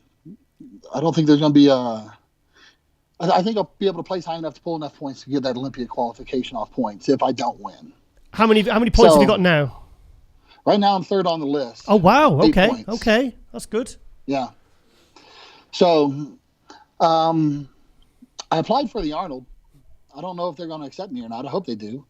But, I've always had these big shows as like a lifelong goal of mine and a major goal of my bodybuilding career. So if I can, get in there, place top 5 and, the New York Pro, the Indy, get a win over here in Nassau, Bahamas, get the Arnold in and get the Olympia in one season, I've accomplished the majority of my bodybuilding goals in one season. So I'd be pretty happy with that. That'd be, that's a busy year for you then, isn't it? Oh yeah. I've only done 5 shows in one other season, and that was my rookie year. I started in Tampa, but within a year's time, I did 5 shows. Yeah. So here we are. We're going to try it again. Excellent. So how's your conditioning now compared to, say, even like the Indy? Because I thought you looked even better at Indy. I thought you just, I think you could have even been 3rd. Yeah. I think I could have definitely placed higher in both of those shows. Yeah. For Indy, the goal was to get as lean as possible, and we're really focusing on my aesthetics, trying to do what I can to avoid the gut, and give myself maximum aesthetic appeal. And I think that kind of left me in a place where I was a little flat, and the judges told me I needed to come in drier and have better gut control. Yeah. And so the very following weekend, that's exactly what I focused on. I tried to get as lean as I can in that week, and we actually ate more to kind of fill myself out more to create more of a dry appearance. It's kind of one of those things that's, somebody tells me to be drier. The first thing I think is less water. Yeah. But I think that was kind of my problem with Indy. I think I was too dehydrated, and that kind of flattened out my quads a little bit. But, for the New York show, we made some adjustments, and we came in. I was just a little bit bigger and fuller. And I got awarded for it. The guys who got 2nd and 3rd in Indy, they placed me ahead of those guys in New York Pro. So I was pretty stoked about that. I think in 2017, I think it was the stomach they penalized you on, because your physique was arguably better than the people you were being called out with. It was. You were more developed. You had thicker, and I think they really spanked you on that one. But I mean, I've heard so many different and lots of different reasons why competitors say, like Hassan, like he said for the Indy, the second show he did, he pulled out a lot of the vegetables because he said it caused bloating. I spoke to Ronnie Coleman, and he said like Chad just basically filled him with so much food, bit of insulin as well, and I think it just causes that. And it was so. And other people say, oh well, I started doing things like planks and vacuums. And how did you manage to keep the stomach flatter, but even though you had more food? I got a long answer and a short answer. After my last season, I had a couple goals that I thought would help me be better this season. Yeah. One of them was improve my squat performance. The other one was work on my abdominal development. So I think I trained more. I was very lucky because when I was young, I was into wrestling, and I always just had a great six-pack. Cool. It's never really something I had to focus on as a bodybuilder. It was just there. And my coach kind of challenged me. He's like, well, instead of just kind of resting on your laurels and actually push yourself and try to push your abdominal development.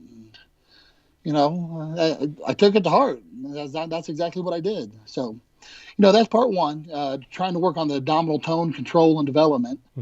Then part two is exactly what you're talking about. It's just basically how much food is in my gut at one time. Yeah. I know when I fill myself out with a lot of food, I blow up and I get huge. Yeah. But I got to find that fine balance between being huge and also, being able to avoid the gut and create that maximum aesthetic appeal for me. So you almost have to risk sometimes coming in, maybe you're better off. So the trade-off is come a little bit flat, but, muscle-wise, but then, have a smaller stomach. And because I know Hassan did that one year at the Tampa. He came in very flat, but his stomach came in a lot more than, so the trade-off in that instance was worth it, Yeah, it's a fine balance here. If I don't eat enough, I come in flat and stringy looking. Exactly. Eat too much, I come in with too much gut. So it's just. And the thing is, I wish there was like a specific formula that worked every single time.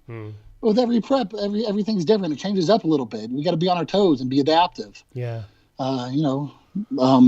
Just based off of what my body's telling me is kind of what we do. Well, that's the fun of the challenge, isn't it, though? It's part of, you got to learn. You never stop learning your body. You never stop learning about how to peak properly. And, I mean, the bodybuilders that say they've learned everything are the ones that need to just call it a day, I think, and go do something else. Go do some wrestling or do something, go do something completely different, I think, because that's the kind of pursuit of bodybuilding. But I tell you what, the most dramatic, you see, I used to think that the stomach thing was not fixable. And then I saw what Rowley did.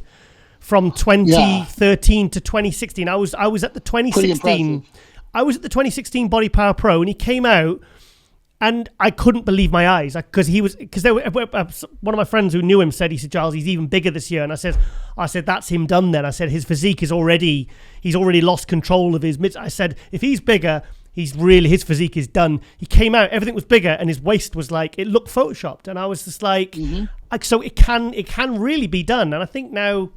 I think people are learning more and more about it. But the thing is, you've got such a thick, chunky physique, like you said. It's a constant battle with trying to, get all those elements right and bring the best physique to the stage. You're right. I think I've got one of those physiques. I was a small guy when I started. Really? And when I started bodybuilding, I was under 100 pounds. Shit. I actually used bodybuilding to learn how to grow and fill out my size and increase my performance for wrestling. Yeah. It's just one of those things. And I learned from a very young age what works in bodybuilding. Not only is it the training, but if you're going to grow, you got to eat a lot of freaking food, man. Yeah. And for me, it's a lot. So I think at a pretty young age, I got adapted to eating just a ton of food.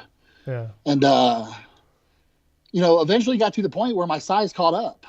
Yeah. And, I'm big as some of these other pros, so I don't have to push the food quite as hard as I used to in the past. My dieting strategy in the past used to be eat as much as you can for every meal. Really?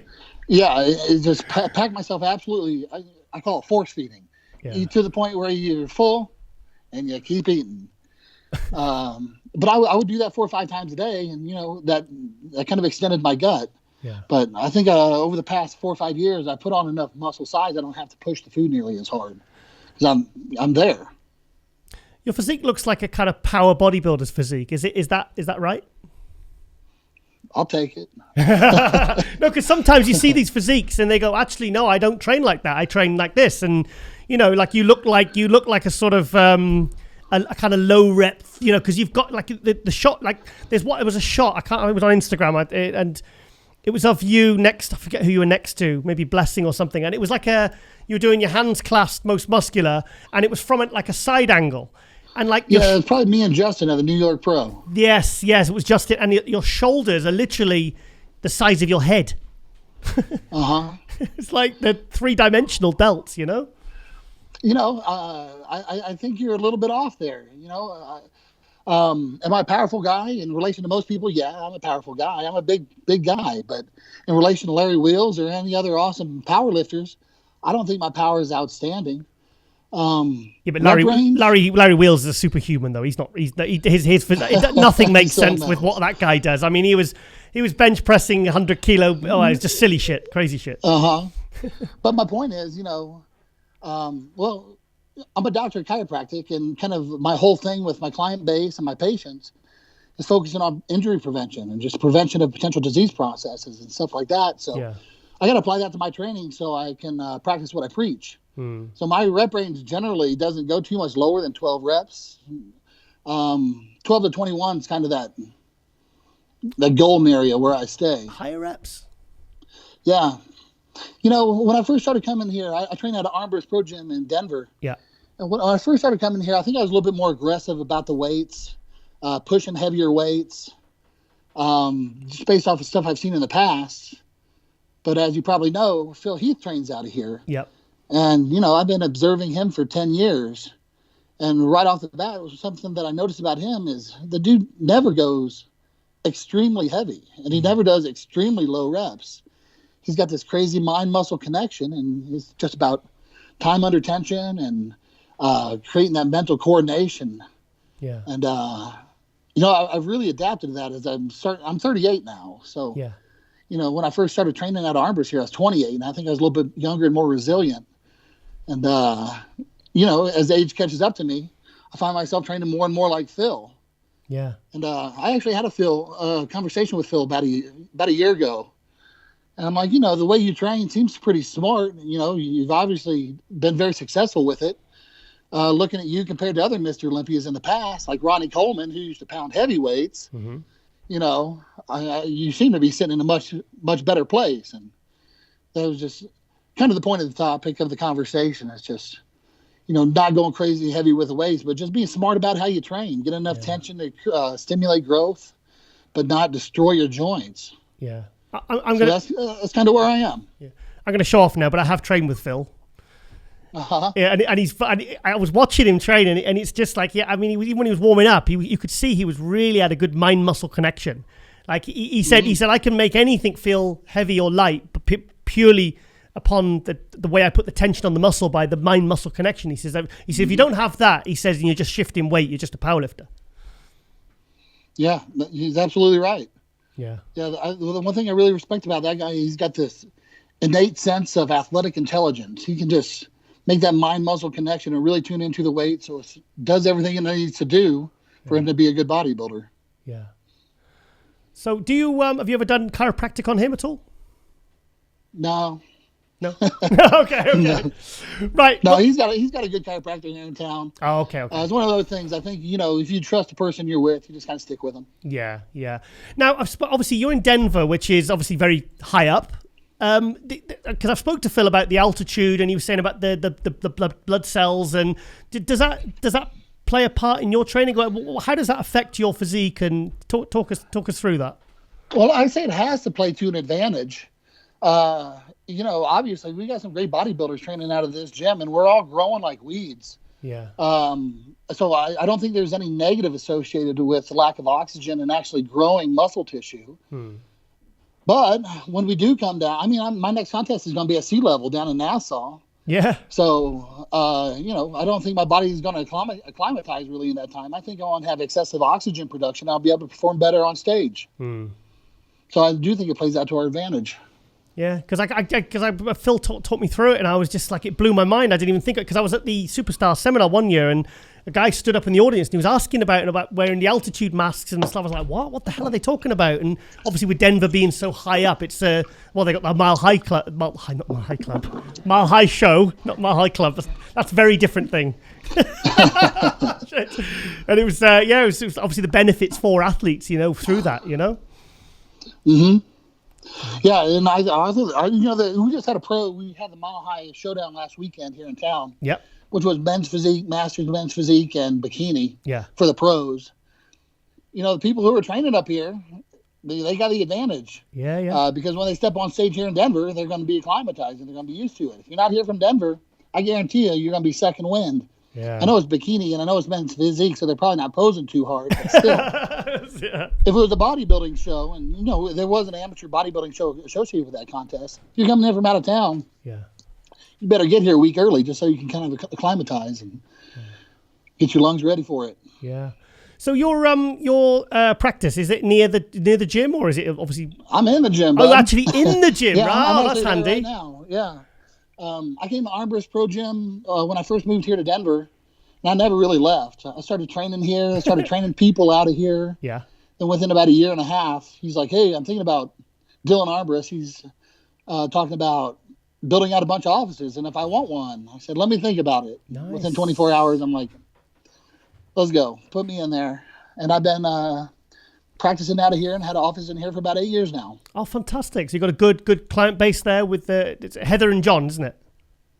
Dylan Armbrust. Dylan Heather. Used to be married to Heather. Oh, sorry. But she's long gone. Okay, sorry. It's all right. We're catching you up.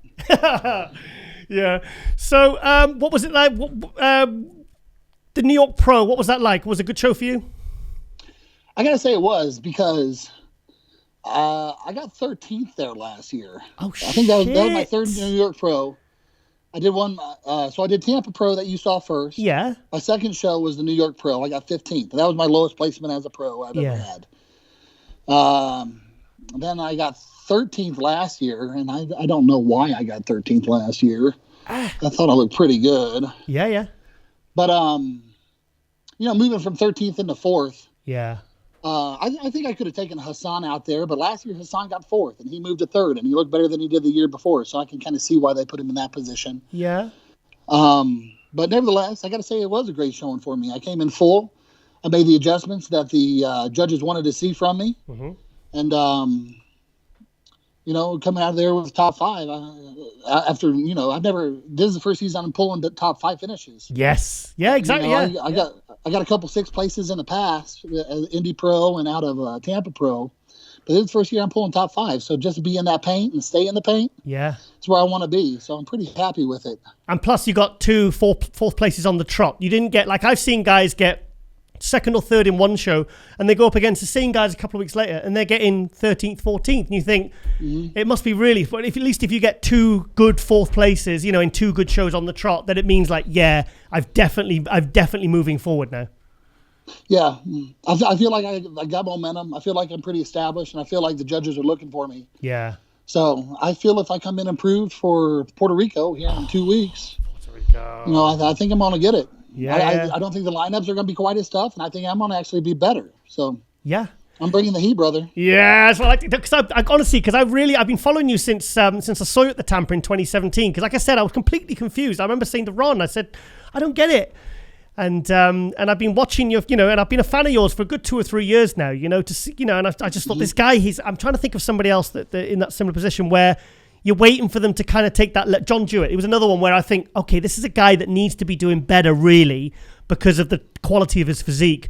And then all of a sudden you have that breakthrough year and you go from 13th the year before to 4th, and it's really nice to see those guys finally, rather than just kind of getting the same kind of slap in the face every time, So it's really good to see you up in that top 5 in the New York Pro. I mean, that's really, really impressive.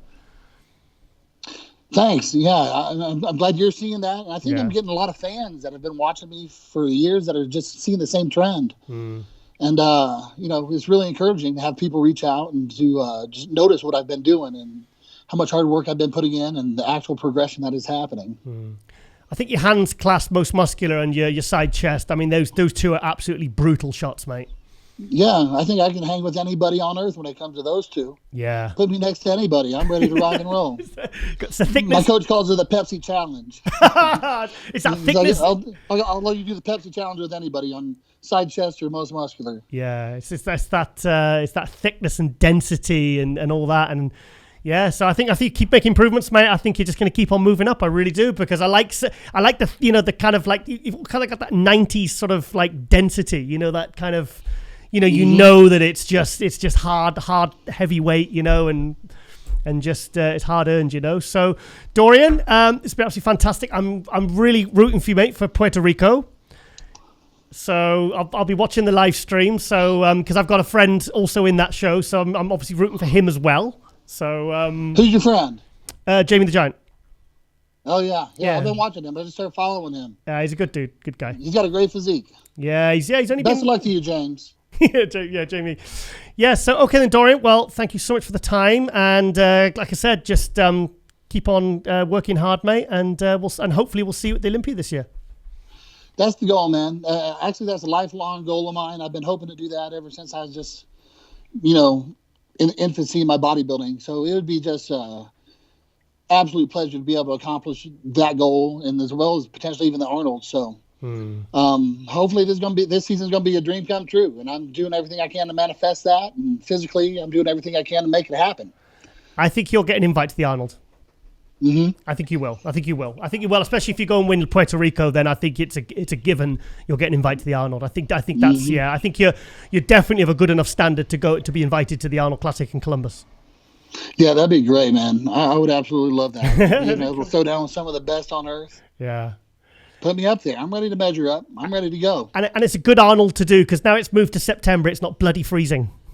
Yeah, man. I think I wish they'd keep doing that. I mean, I'm not sure why they space it out like that, but the top competitors, let's look at some of the best guys in the Olympia.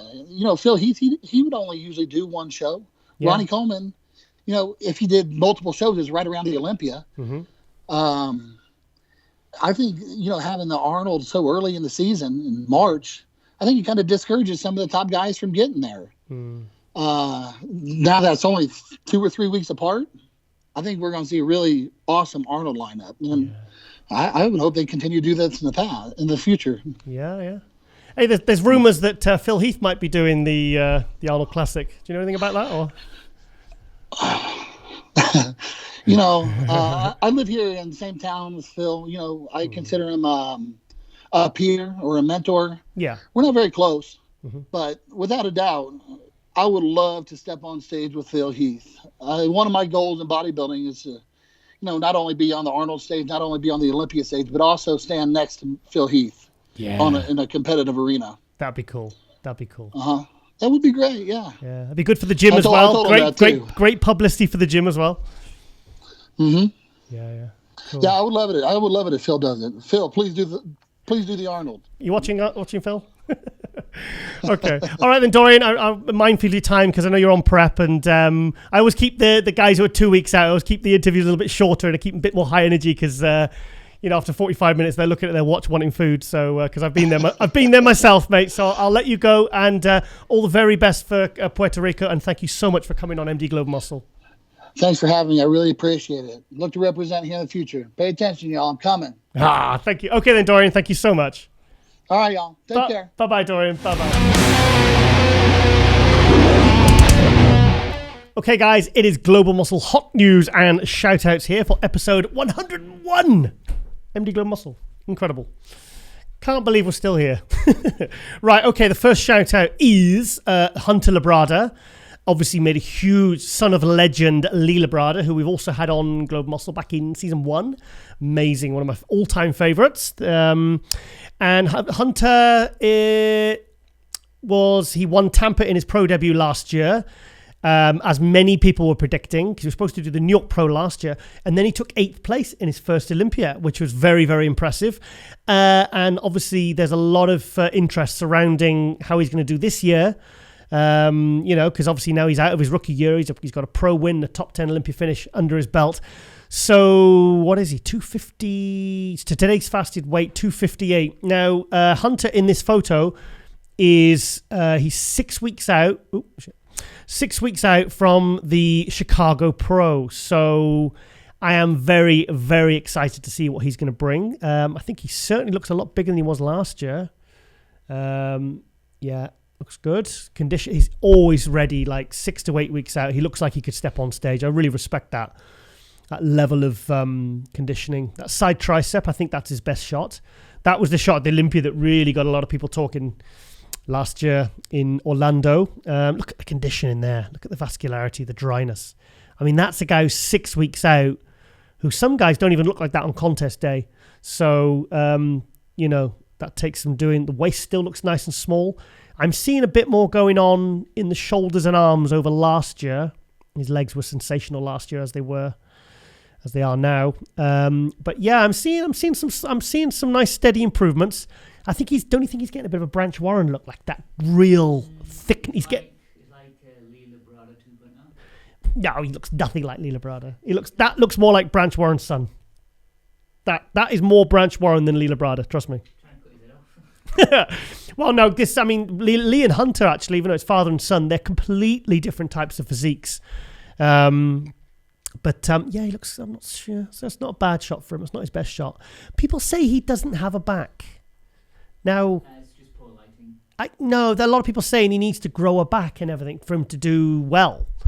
So his back looks good. I think he can still do a more lower lat development, but I think he just has high lat insertions, which gives him that really dramatic V-taper anyway. His traps are fantastic. He's very complete, Hunter. That's what I like about his physique. Maybe a bit more lat thickness, but I'm really nitpicking here. Really nitpicking. Yeah, that's actually quite a good shot for him. But I think, yes, of course he would benefit from having more lat density and thickness, but the guy's still only in his 20s. But it's supposed to be perfectly balanced. I think he could probably do with a bit more back, but like I said, that's really splitting hairs there.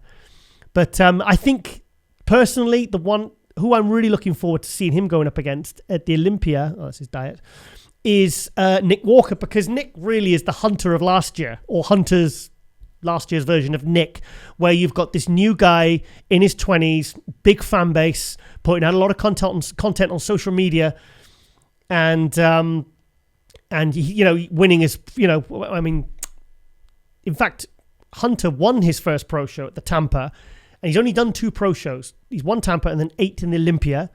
Nick Walker won the North American Turn Pro last year in 2020, and then 4 weeks later got, I hope I'm correct with this, took 4th place at the what's it called? What's that pro show called? Which one? The Chicago, was it? Oh my god, my mind's gone completely blank. No. He Chicago. Yeah, he took 4th at Chicago last year, and then he came back this year, Nick Walker, and I've done it again. 4th place, and then won the New York Pro this year in his only pro show. And so these guys, I suppose, because I think people are saying that Nick Walker will be 6th to 8th maybe at the Olympia this year if he really, really brings his best look. He's capable of achieving 6th to 8th. Hunter was 8th last year, so you can see why people like myself are making this comparison, and we want to see these two guys go head to head, because don't forget, Hunter is better than he was last year. And Nick is probably going to be better than he was at the New York Pro at his first Olympia. So it's going to be really exciting. And they're kind of similar type physiques, big, thick. They're similar. If you looked at their stats, they would be pretty similar in terms of body weight and where they are in the sport. There's a lot of similarities there. I think we can all sort of agree on that. But it looks good there. Lighting at the new gym isn't too shabby. So here we are, Lee Labrada. Yeah. So I'm really, look at the vascularity there. That's 6-7 weeks out there. That's really impressive conditioning. That heavy metal band title on his chest. It does. I think his nickname should be Lightning Chest. Hunter Lightning Chest Labrada. No? Ride the Lightning. Do you like that? Yeah, and post Metallica, Ride the Lightning. Yeah, I like that. Okay, sorted you out, Hunter. Giving you a nickname and everything. But he's a real hard-working guy, Hunter. And look at that. Look at his quads there. Holy shit. This was the photo that made me go, what the fuck? Look at that. His legs. Yeah, his legs are impressive. Yeah, he's very... I tell you what, if you squinted... that with the head cut off, you could be forgiven thinking that's very similar to Branch Warren. He's getting that Branch Warren kind of, and they're both from Texas as well. Maybe something in the water, maybe. But obviously very excited to see what he'll be bringing Chicago. I'm trying to think who Chicago. His main competition, I think if all things are, it's a good shot there, like that one. Look at that. Wow. Look at that. Look at that side tricep. That's his best shot. Yeah. We'll have to get Hunter on the show, actually. I'd love to get him on. I have interviewed him before for a different show. But I think the general consensus is, if he brings it, which I'm sure he will be Akim Williams, who won Chicago last year. He beating Justin Rodriguez and, like I said, Nick Walker was fourth at that one. So, but Akim really has moved up. I think it was in 2019 Olympia, he took 9th place, and he really took a kind of leap forward in terms of his conditioning and his kind of overall physique. And he really started nailing it. He was 265 shredded for that one when he hadn't. I mean, we'd seen him at like 250, still not shredded. So when he came to the Olympia and took 9th place, 265 shredded, supposedly. Gerard Denti, his sponsor from MHP, told us that. He's giving nothing away, is he? So Akim, and then Akim last year at the Olympia took 6th place, going off his win from Chicago. But I think that's from the Olympia. Yeah, that was from the Olympia. So, and as you can see, because like Dorian Haywood, who's in this episode, Akim has had problems with the midsection, but he's kind of fixed it now, and the conditioning is fixed. And a lot of people are really hyping Akim to be someone that could potentially even win the Olympia. I think it's because Ramy was 6th at Olympia in 2018, and then came back in 2020 and won it. So they're saying, well, if Ramy can go from 6th to 1st, why can Akim not go 6th to 1st when he's making big improvements? Now, unfortunately, there is nothing. He's posted nothing, which is either it's probably a good sign. He's such a strong guy. Let's have a look. Come on. Let's have a look. I mean, he's not. Hang on. Come on, you bloody maybe edit this bit off, Akim. You can edit your things on your phone, mate. You can take the first 20 seconds off. Hey, Rachel Daniels hex squats that, don't you? Yeah. Yeah.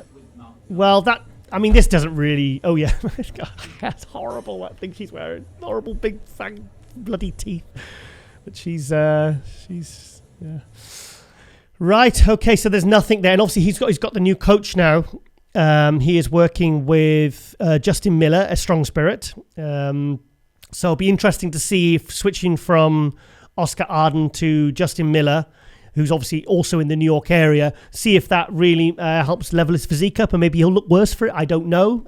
You never know until these coaches actually do a proper season together. But Akim's giving nothing away there. But I think the general consensus is the Chicago Pro, it's probably first and last call out. We'll probably have Hunter next to Akim, and it'll come down to the wire between those two guys. Who you got, Hunter or Akim, at the best in Chicago? Hunter is a better poser. Akim's got a better body. You think Akim's going to beat him? Yes. But you think Hunter's a better poser? You think that plays a part? It's all the judges thing. So. The thing is, they're completely different types of physiques. It's like comparing Ronnie Coleman to Branch Warren. It's like a modern day Ronnie Coleman versus Branch. Hunter's more artistic than Akim. Yeah, artistic. Yeah, but he's more. You mean aesthetic? Yes. Artistic. He's not going to start drawing on stage. Not going to bring an easel out and make a nice watercolor. I'm more artistic. I'll sing you a little song. Right. Okay then. And the next one is 212.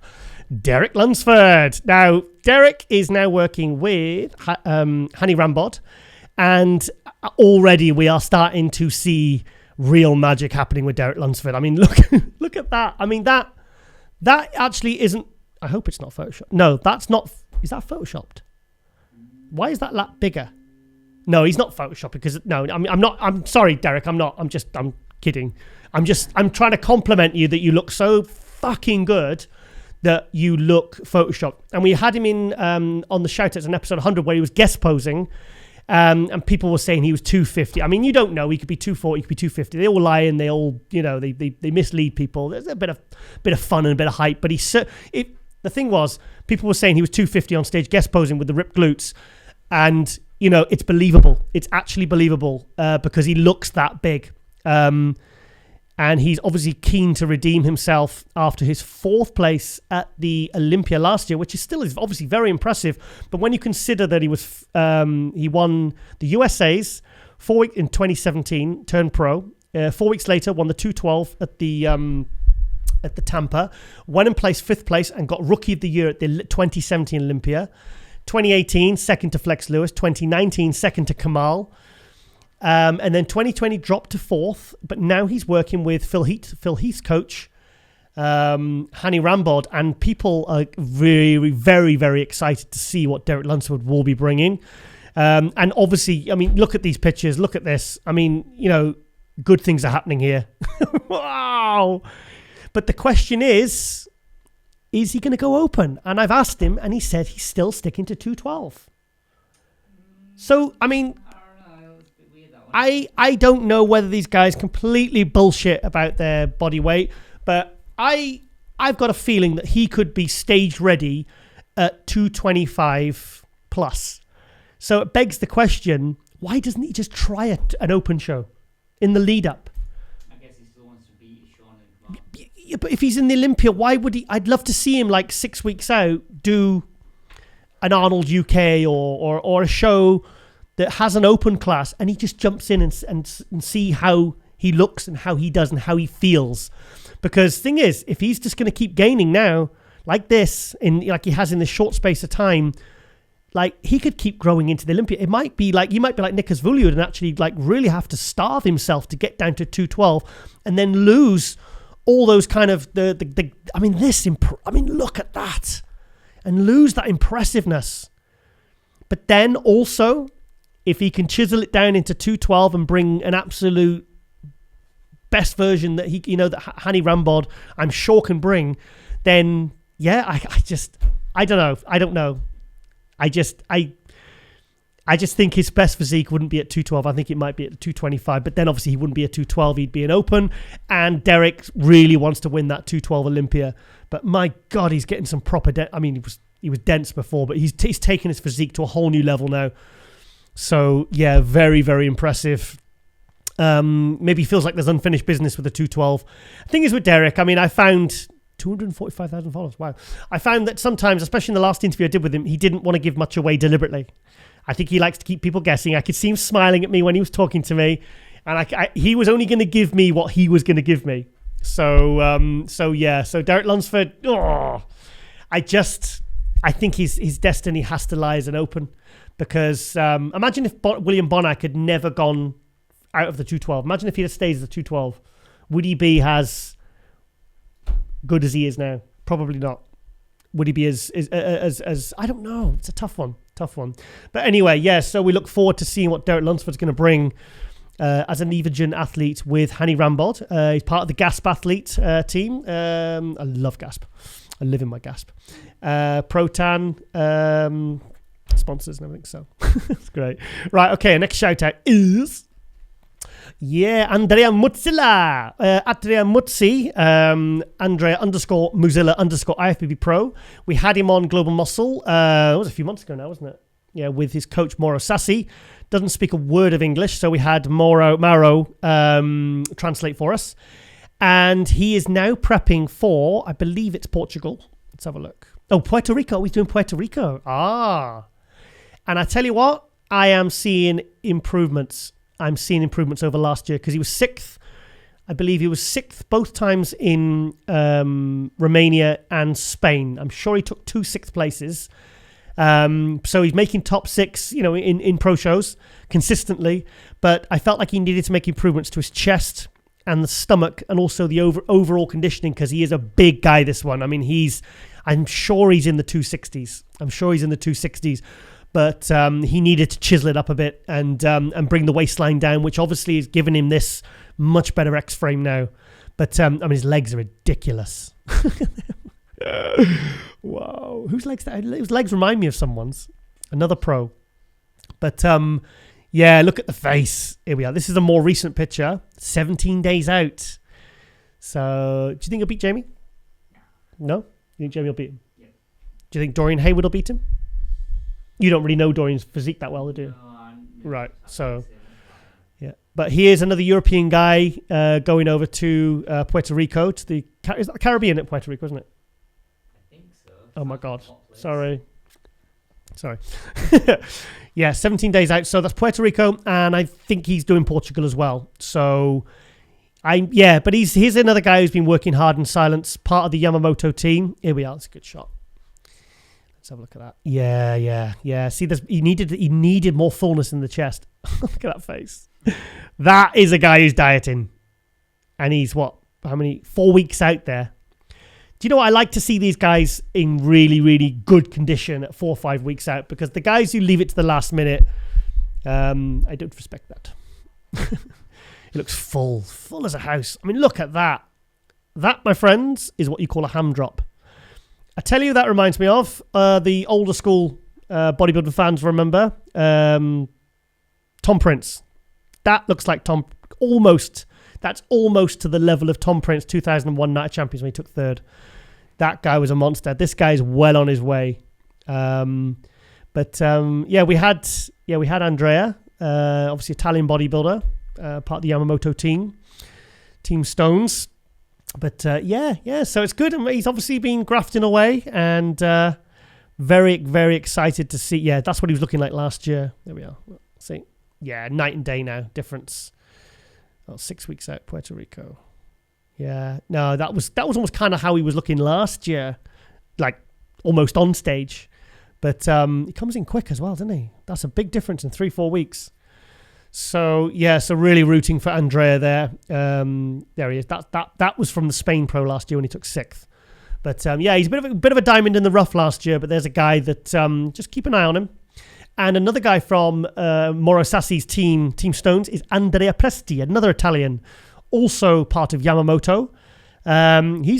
We've also had him on Global Muscle. He spoke for himself because he speaks a little English. Oh no, actually Mauro was with him. Do you remember? This guy on the train or not? Yeah, this is the other Andrea. This is Presti. The other one's Muzzi. Andrea Presti, Andrea Muzzi. Yeah, but here's a guy. He's had some good placings. This guy's had some good placings, and he just needed to fill his physique out a little bit more, which bloody hell looks like he's done. But this guy, I mean, look at the conditioning in the legs. Oh, it's all in Italian. I can't even tell how many weeks out that is. There's a number. What? Try your best. I'm trying my best. Okay. Yeah, he's got very, very good shoulder to waist differential. I can't even say that word. Differential. He's been quiet, which is sometimes a good sign. Yeah, he's put a little bit of size on. This guy's physique actually looks even more impressive on stage. So he's 2 weeks out, and he's 120.5 kilos. I mean, look at the shoulder to waist there, that nice V taper. Everything's there. Looks like he's put a bit of size on as well, which he needed to. I'd love to get his placings. He's grown some hair by the looks of it as well. So, okay. So we have got, there's no 108,000 followers. There's no record of his placings there, but I'm sure he's had like thirds and fourths in European pro shows. So yeah, there's a guy to keep an eye out on. Okay. Now the next shout out is Charles Griffin. Now we've had Charles on, well, it was only a few months ago actually. He was obviously making his kind of comeback, I suppose you could say. 2018 had a very good year. Made it through to the Olympia. I think he got 13th at Olympia that year. And then 2019 he kind of fell off a little bit. And 2020 he said he even stopped training for a while. But and he's back, and he is looking to look at that. Wow! So he's really back, Charles. And I think he's another guy who's been quite under the radar, and he's kind of quietly getting on with his thing. And but I tell you, I think we're going to see a very, very vastly improved version of Charles this year. I think he needed that break and to step away and to move forward. But yeah, there we are. Look at that. Look at the density there. Wow. So look at that. Yeah, he gets very, very good condition, Charles, and he's big. But, yeah, God, it's getting hot in here now, isn't it? The studio. It's bloody roasting. Yeah. Let's have a look at this one. Yeah, we can't. Oh my God! Look at the guy. Look at his arms. Wow. Oh, look. I tell you what. Forget the arms. Look at the cheekbones and the eyes. There's a guy who's going to come in condition. So I spoke to Charles and I said, "Are you doing Chicago?" And he says, "Nah, Tampa." So, and Tampa's a show. It's all the talk is really at the moment is around Chicago and Portugal, Puerto Rico. I've not really heard many competitors doing Tampa. So I'm sure you'll get a lot of big names jumping in. But Charles is the guy I think that people have stopped talking about now because, like I said, he hasn't really made an impact since 2018, much like Ruli Winkler. But these are guys that you cannot count out because whilst they're away, you know, they're resting, recovering, and then they're hitting it hard and they're coming back bigger and better, just like Charles is here. But yeah, look at that. His arms are ridiculous. Yeah, we like Charles. A really good guy. Really good guy. But yeah, so he's not giving too much away there. But yeah, just guys, keep an eye on Charles because he's one to watch, certainly.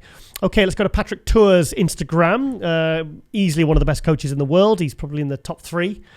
And he just churns out the athletes. And there's 2 athletes I want to really concentrate on. Here's a guy making a pro debut. This guy's name is Alfred Shiriak, making his pro debut. And he was originally going for 212, but now they're unleashing him in the open. They're not trying to restrict him. I think maybe he was just growing into the show.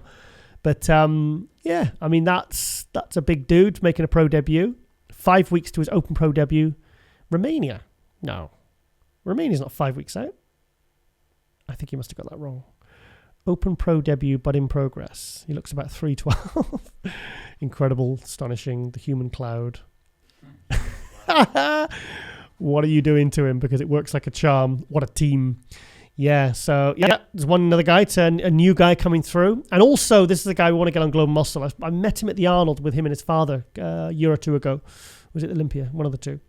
When I was out in America. Is Carlos Thomas Jr. Very, very nice guy. And yeah, going for the NPC Nationals. Now, I'd be very shocked if this guy does not get his pro card. Because, look at that. That's unbelievable.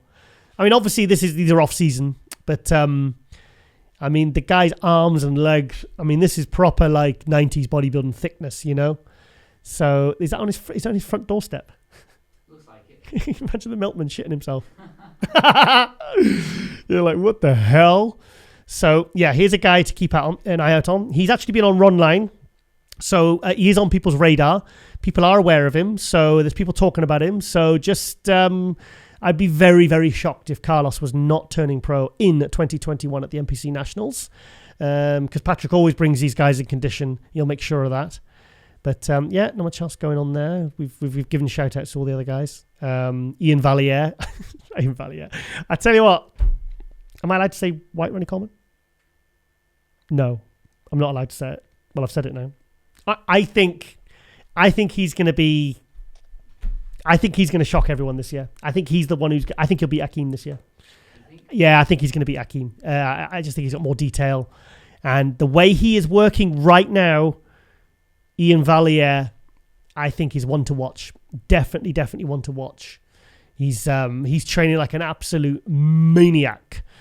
Right, okay. And our next shout out is, well, it's the Olympia. It's a little show in America. The number 1 bodybuilding show in the world. And I've reached out to Dan Solomon. I said, look, anything you want us to put out there? And he says, yes, tickets are now available for the Olympia. Put music on. Oh. We can put the music on. Is that okay? I don't know. Should we turn it off? Okay, we'll turn it off. So, yes, basically it's a trailer for the Olympia to say that this is the post saying that the Olympia's tickets are now on sale. So, yeah, I believe that some of the VIPs are still available. I think the gold always go. I think the gold VIP, I think they go straight away. But, yeah, so go to MrOlympia.com buy MrOlympia.com to get your tickets. And I just hope that the COVID restriction by then are completely taken away and we can just get back to, because last year's Olympia was absolutely mind-blowing. You put aside all the obstacles that Dan, Angelica, Jake, and all the team, Tim Gardner, Tamer, Turek, the whole team of what they had to go through with COVID, even that aside, is absolutely incredible. And they managed, moving the venue, was it 4 weeks before? Moving the venue 4 weeks before to another venue. I mean, it's very inspiring to see what will happen when there aren't as many restrictions and they don't have as many stresses, because, that's 2 Olympias now that Dan and his team have put together, and they've been absolutely sensational. And I just think, I was buzzing for days afterwards. I mean, I got to bed about 5 a.m. that night watching that 2020 Olympia. It was absolutely incredible.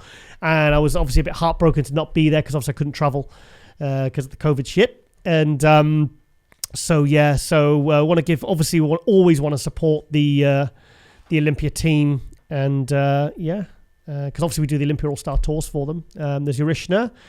I think she's going to win the Wellness Olympia. Yeah, easy peasy. No, I wouldn't say easy peasy. I mean, you've got Angela Borges, but to me, I think it's going to be neck and neck between those two. And thing is, though, we've still got a lot of shows with more wellness. So a lot of these ladies, for the wellness ladies, haven't even competed yet as pros. And you might get another 5-6 Urishna or Angela Borges, or people of ladies of that quality in the wellness category. So I'm really, really, I to be honest, I think there's more excitement around that category than there is with any other female category right now. I think last year it was a female bodybuilding. I reckon it's like a new bikini class. But yeah, I think you're right. I think it's going to be more popular.